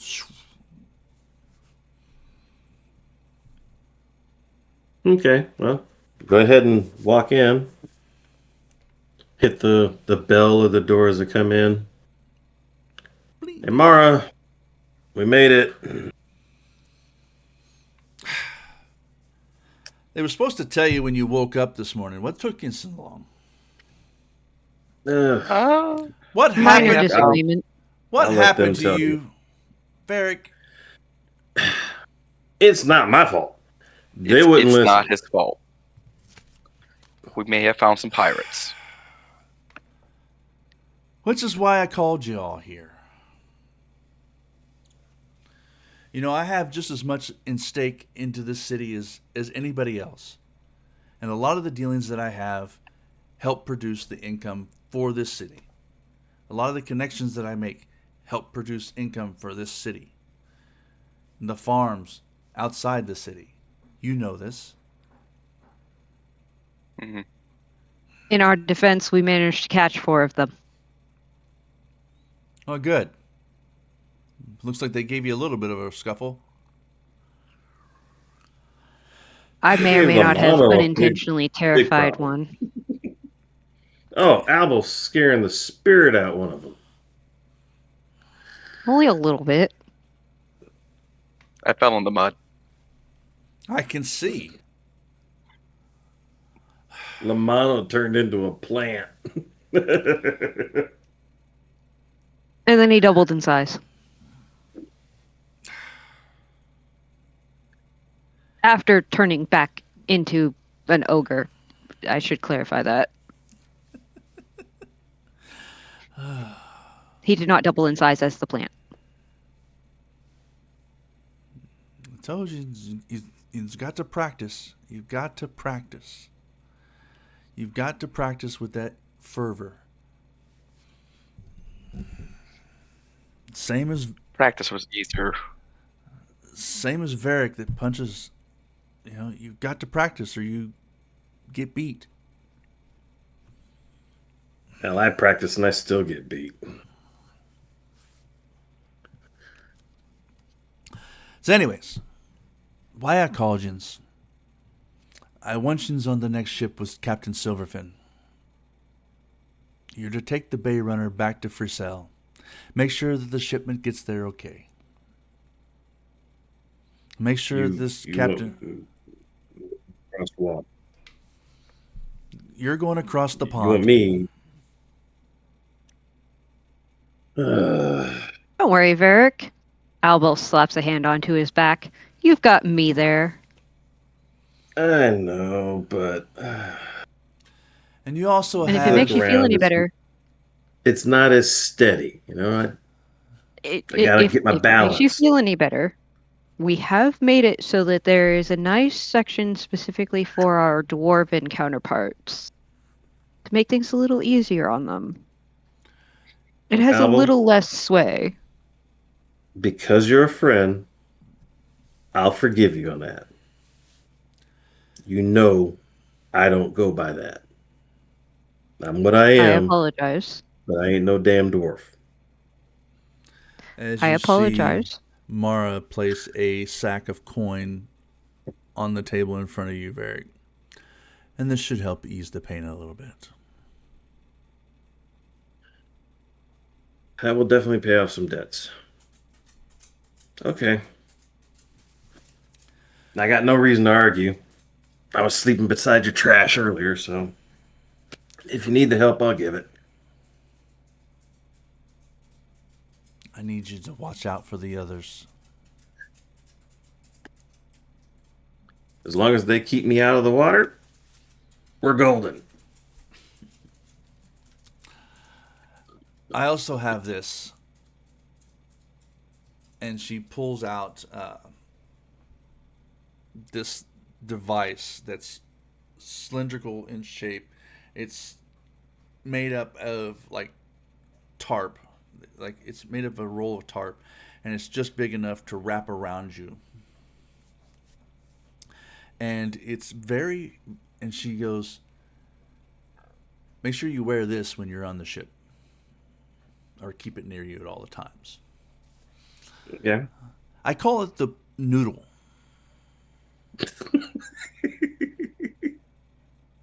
Varric has a pool noodle. I think that I can sell these probably for 2 silver each. They're easy to make. What do if they work.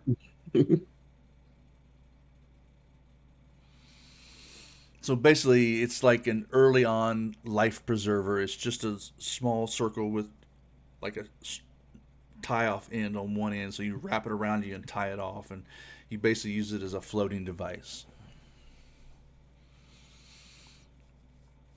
A little bit more sturdier than a pool noodle.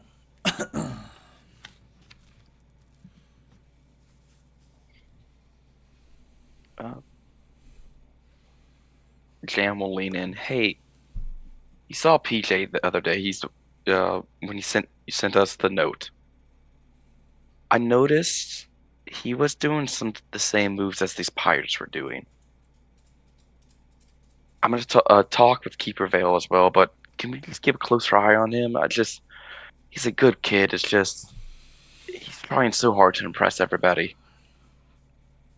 Pell. Yeah.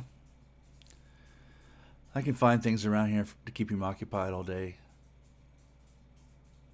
Lamano's paying him to watch his mule, so he's got some honest work at least. But if you can just give him an extra hand, at least I know we can't do everything for him, but I want to give him the help. Yeah, he needs it. Sorry thing about his mom and pa. Srizla, he even spoke to Lamano, because it was orcs that killed his parents.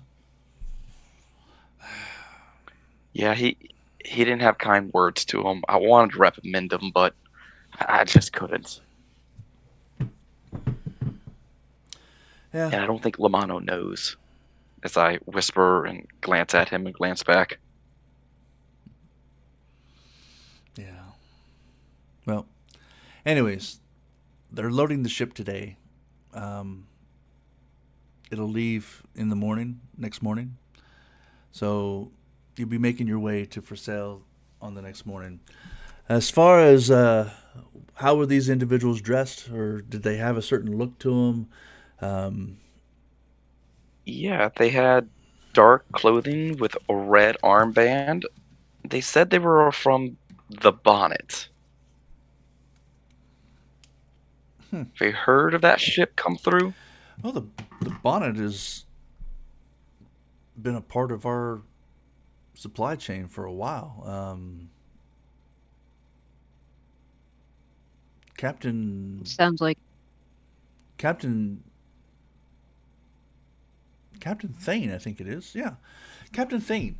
Captain Thane is the commanding officer of that vessel, and they had been missing for quite a while. They were gone for almost a month before returning.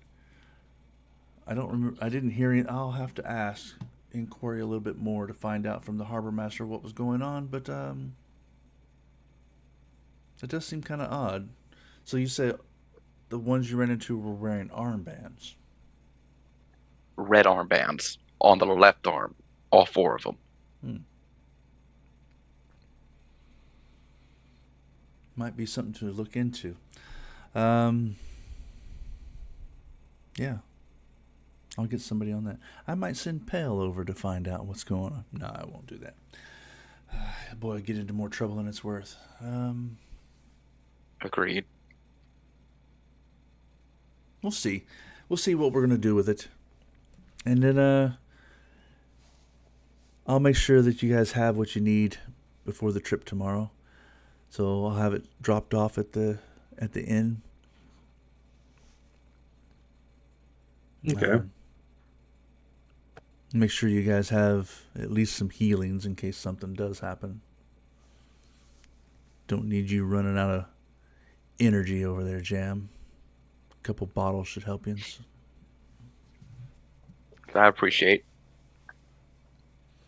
So what is it that Alba and Varric were having a conversation off to the side of Albel clarifying, I meant we built it specifically for our crew that normally prefer steady ground. I had not meant to offend you, Varric.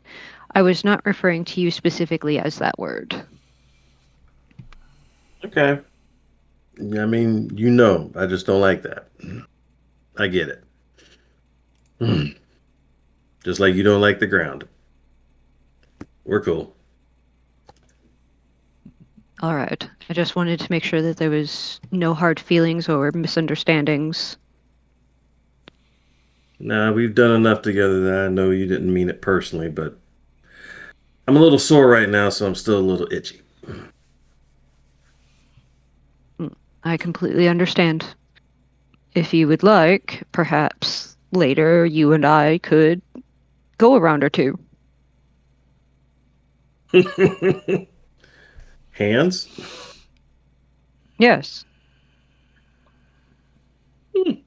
Be a pretty good It gives start. me a chance to practice being on the ground instead of using my wings, and it gives you a chance to practice with someone that can fly. I can't reach you if you're flying. No, but it does give you the opportunity to learn other methods to try and get at me. Those messes would Tactics. probably be pretty painful. I can take a hit. It wouldn't be the first time I've been knocked out of the crow's nest. Well, I'm definitely going to need a little short rest here. Or are we leaving tomorrow? I'm sorry, I was kind of dazed out there for a second. Yes, we leave tomorrow. Okay. At that point, Jam joins in. Yeah, boat's leaving tomorrow. And Mara's going to help supply us for the journey as well. All right. Perfect. Well, I guess I'll go ahead and go back to the Brian and Wick. Get an ale, steak for my stomach, steak for my face, and then call it a night.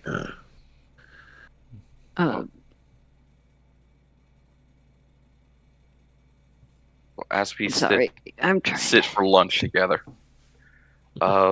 Jam's gonna say, "Hey, Mara gave me some interesting information.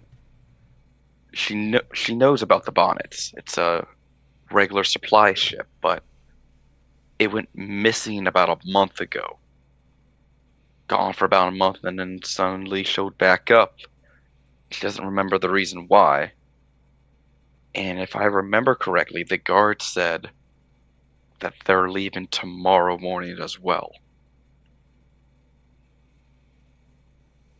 Sounds to Okay, me so like if we're going to put on our, ooh, there's bad stuff going to happen hat, potentially the bonnet got waylaid on the seas, pirates took it either as a secondary vessel so they can scout vessels coming out of this port, and their other vessel in that one could double team them, especially since it's leaving at the same time as, oh, what do you know?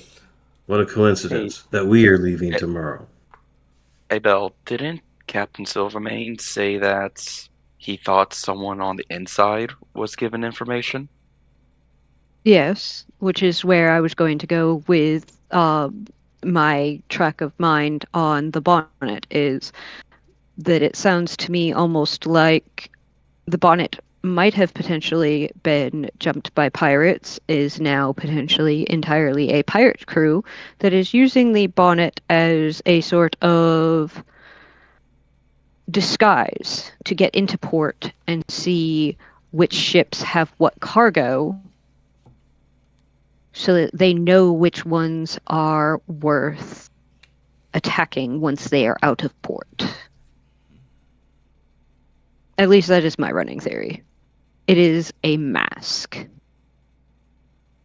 Well, Album, as they say, great minds think alike and idiots seldom differ. I am beginning to think that our sweet little bonnet is no longer the lovely maiden that she used to be. I think we have a snake in our midst. Better than our boot. I think I'd rather have it in the boot because then at least I can squish it. Okay, well, let's see. So give I me. think your captain would have. Go ahead. So give me like an insight on, like, all three of you can give an insight on this to see if you kind of pick up on things. I don't pick up on shit. Not this time. I got a 16. So, from what you're listening and how you guys are having this conversation, it kind of dawns on you that there has to be more to just that ship. Like there has to be some kind of connection here in town somewhere that you might think of. Saying, how would they know which ships to target? How would they know? Are they watching? How'd they get in here to begin with? How did they make it past certain types of inspections that you guys have? Alba will kind of sort of sit there and ponder, and he's just like, I'm beginning to think that it might have been a bad idea to let the guards take those pirates. Because Captain said something about an inside job. And that doesn't necessarily mean that they are talking specifically about the ships. While I trust most of the guards, there are some that are questionable. No offense, Varric. That's I understand that they are your friends. Oh, no. No. They are not my friend. They fired. I use the term very loosely. Barrick, could you get us into the warehouses where my grain and everyone else's stuff is stored? I know I definitely can, just based on offering to offload things from one of the ships and take it to the storage. I don't foresee a problem with it since I do work on the dock. I wanna check my cargo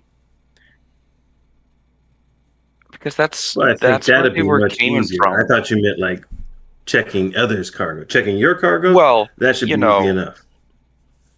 it'd be easy for me to check my cargo, but where else were they?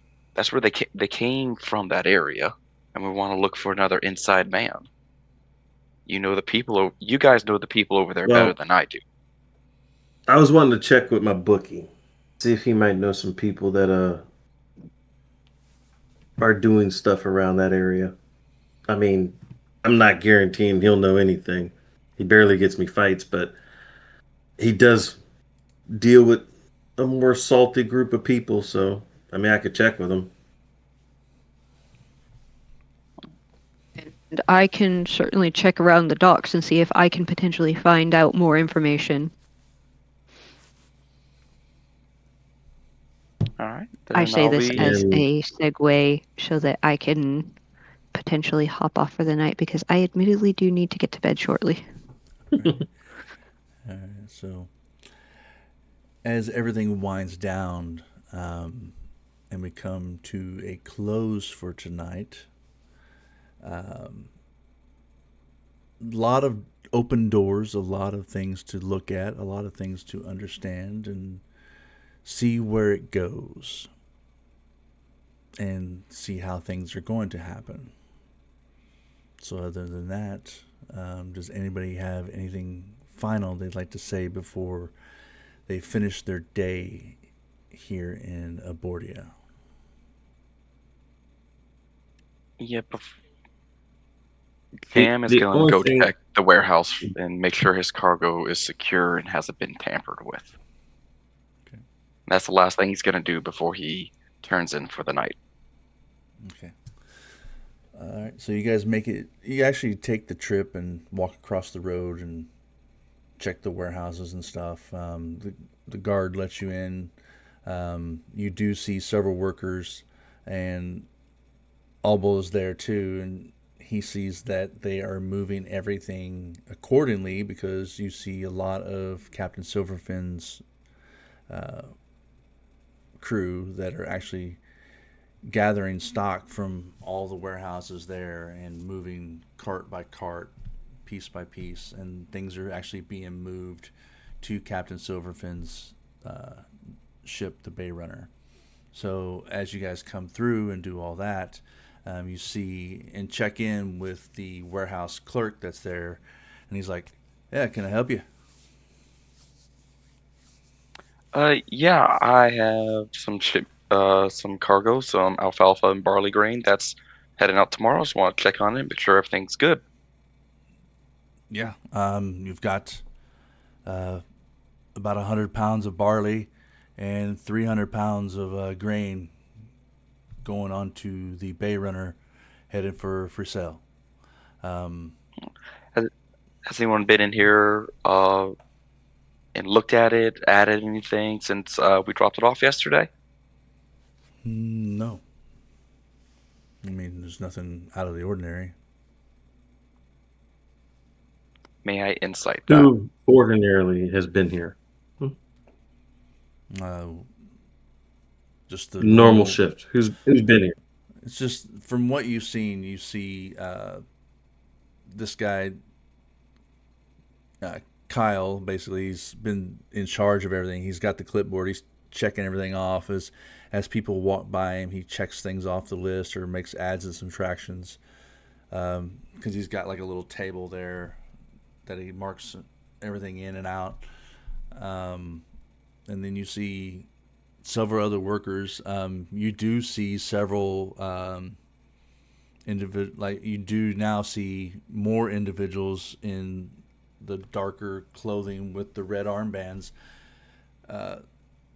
walking by Kyle with carts and everything signed off, and you see him checking off everything and moving on. Kyle, how long these guys been working here? These are ship's hands from the bonnet.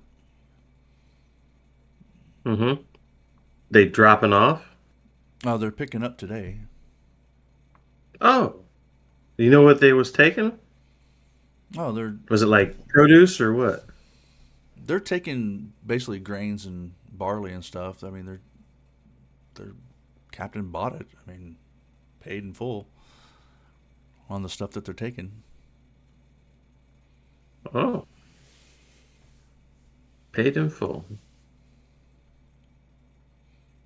They're not taking very Damn. much though. I mean, they're only taking like 30 barley and maybe 80 pounds of grain. They did take some other items. They're taking some precious metals. They're actually taking some silver. They paid for the silver. They paid more for the silver than anything. But everything checks out. I mean, everything's on the up and up.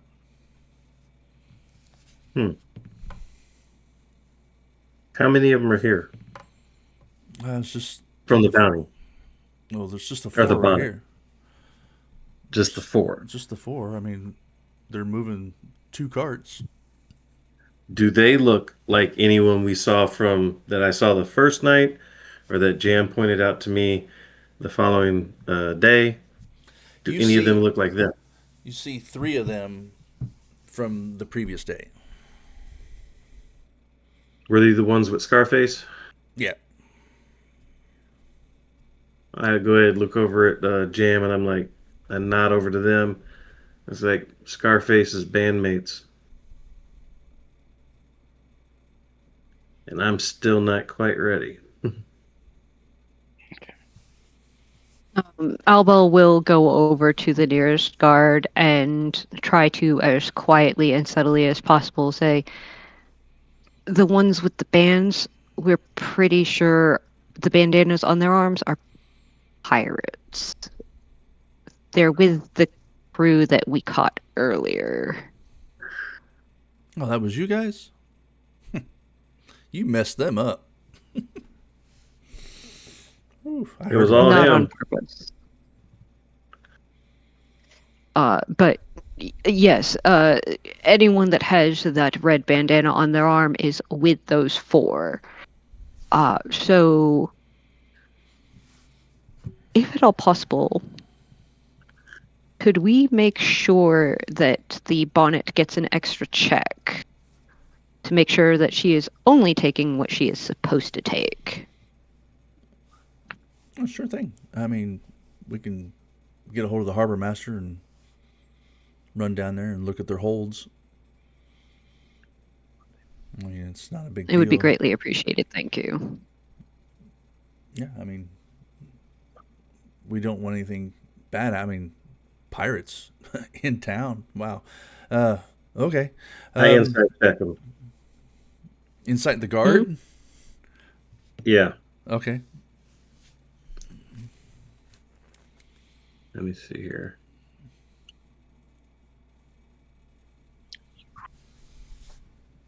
$21.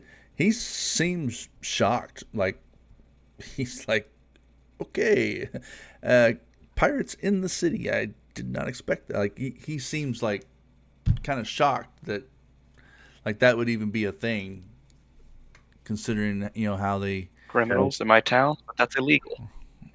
Yeah, like, how dare you say such appalling things? So, but other than that, but with that insight, you did see Kyle kind of look over when you said that. Okay. I Go will ahead. say that we're not saying that the guards would allow something like this to happen. These people are sneaking in somehow, and we don't know how, which is why I want the check. I want to figure out how they're getting in and out.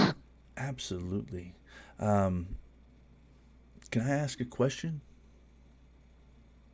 Sure. Yes. What are you? I'm an He's Asmar. big.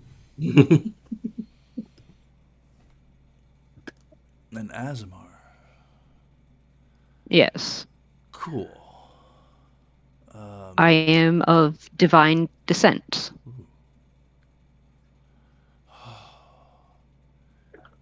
You're one of the World Father's children.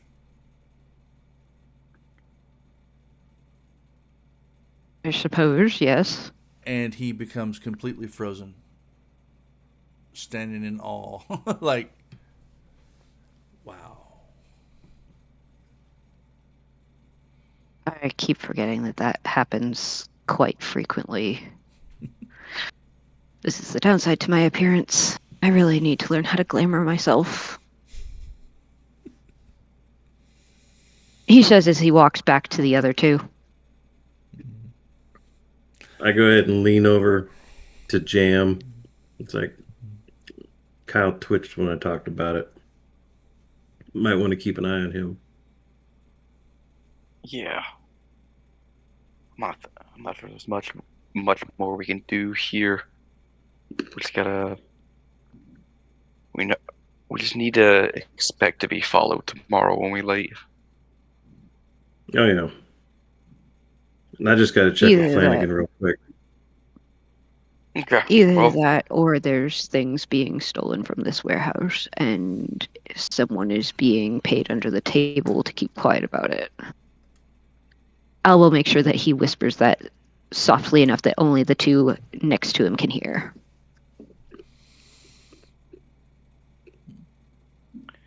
Vam's gonna look back and just loudly say, "Well, thanks for easing my concerns, Kyle. We'll be at the Salt and Brine if you the Brine and Wick if you need us." And start to usher us out to get away from get away from them as we continue to speak. Yeah, I mean, as soon as I'll get over there right away, and Captain Douglas, if he's still on, we'll send him over to let you know if there's anything out of the ordinary. It's his watch today, so.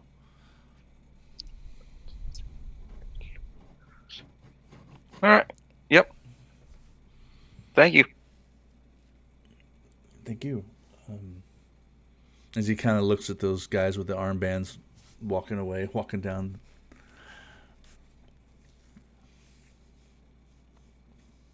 Okay. You guys, I'll meet you at the Brine. I just gotta go off real quick and find Flanagan. All All right. We'll see you there.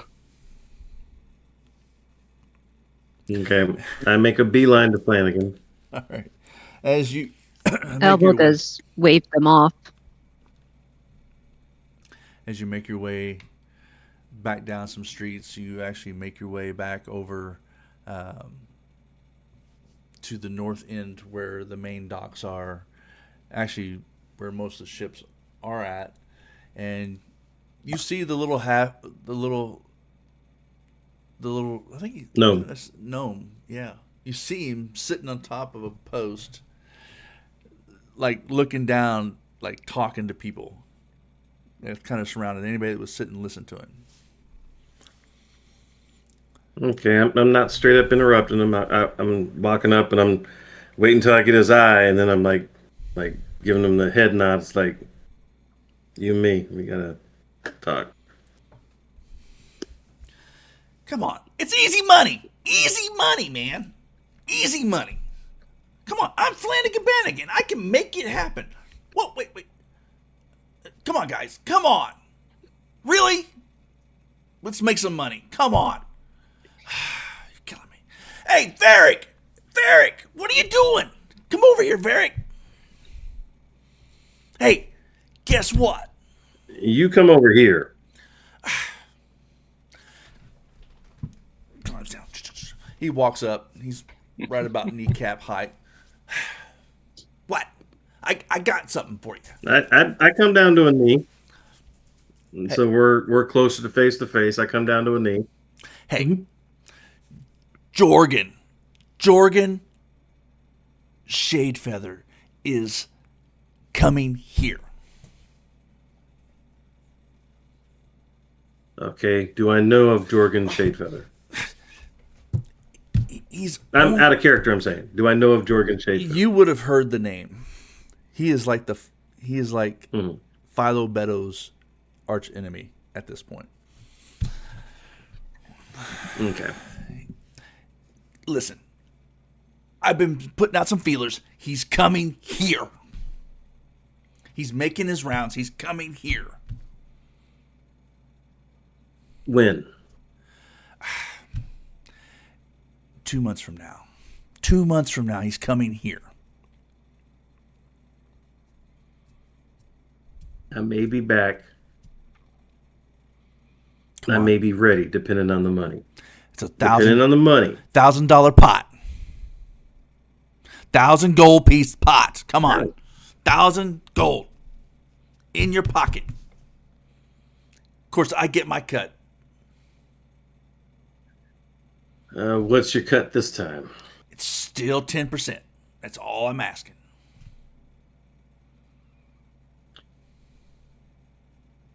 Because you're doing the heavy lifting. I'll take it on a condition. See those guys with the red bandanas from the bonnet? Yeah. You been hearing anything about them? Just think it's kind of stupid they're wearing armbands. Anything? Yeah, but I'm just saying, do you think you might know someone that could find out about them?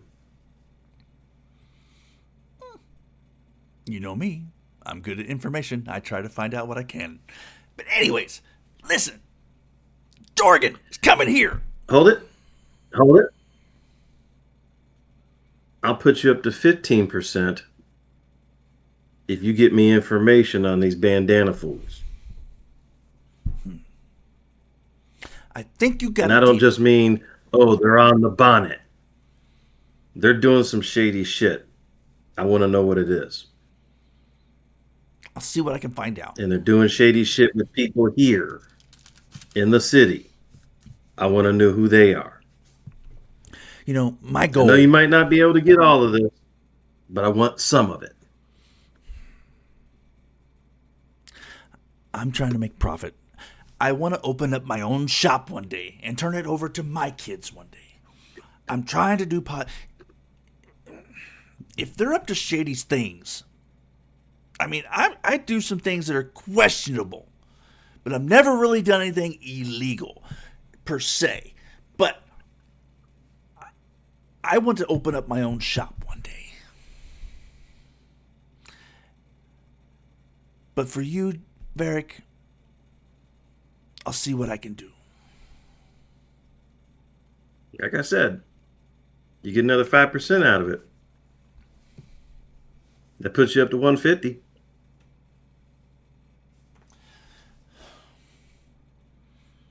Okay, deal. But if anything happens, all right. You shake his little child Give him hand. a grip. You almost yank him off his feet. Don't put yourself at risk, man. I ain't asking for that. But whatever you can find out, I need to know. And here's the kicker.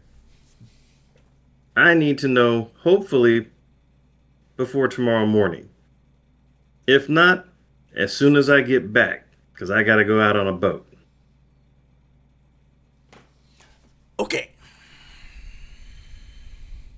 All right. So now, is that all that you wanted to talk to me about? Because I saw you was talking to all these fools out here. It's Jorgen. I'm trying to set up the fight. I'm trying to get a big event set up for this fight. And I want you to be the guy on the card. I want you to be that guy that takes Jorgen down. I don't know. That's a tall order. I ain't even got a rep like that yet. But I've seen you take a hit. For 1,000, I'll try. Yeah. Actually, I just saw you this. Well, thanks, Flanagan. I just saw you this morning take a mace to the face. I know you can take this guy. That was a couple times.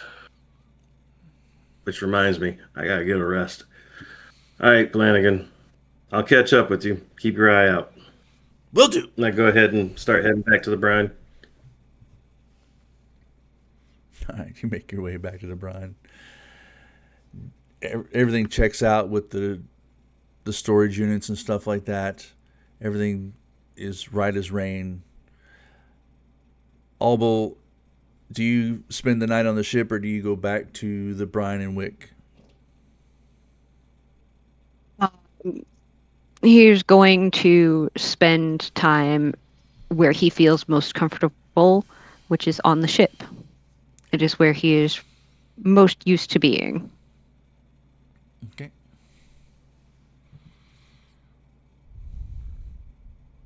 Cool. All right, so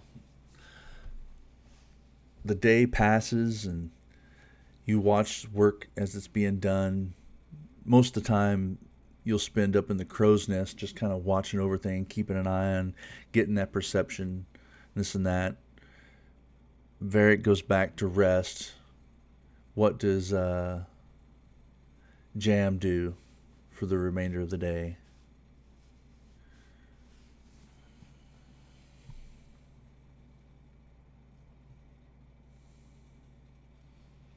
I think you're muted.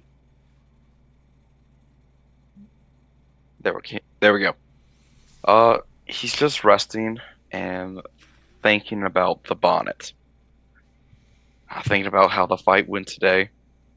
How he could barely lend a hint. Probably about halfway through the day, like 2 or 3 hours before the sunset, he would go just outside the city gates and just start some practicing with the great axe again. Not too far from the gate, just a safe distance, so that if he messes up and the axe goes flying, he doesn't hurt someone.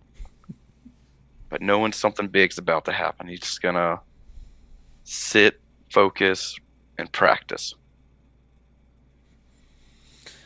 So as the day passes and you see the daily life of the small and young city of Abordia and seeing the conflicts that could possibly take place and wondering how deep certain things run, even seeing the darker side of things and how things are going to happen, you find yourselves curious in protecting what's your own, protecting what belongs to your friends, people that you've called family, protecting what you want to be called your own or a home in general. And will you guys take that step in the next episode? So we are going to end tonight. Thanks for the game. Thanks for the time. Let's have some fun and see what direction everybody is going to be going in the next episode of Epic Fail and Glory, The First Age.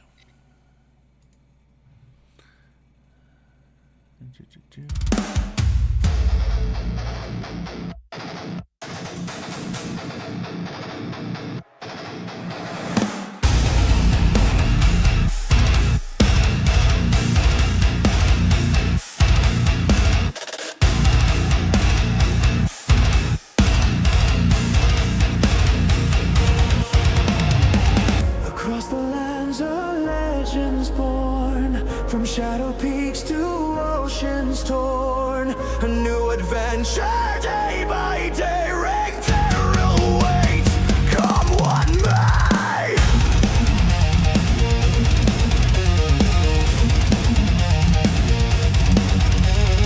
Still on stone, the dice are cast, each faithful roll holding fast. Heroes rise from dust and lore to seek the glory, nothing more. Whispers echo through the night, guiding spirits with the light. Epic fail and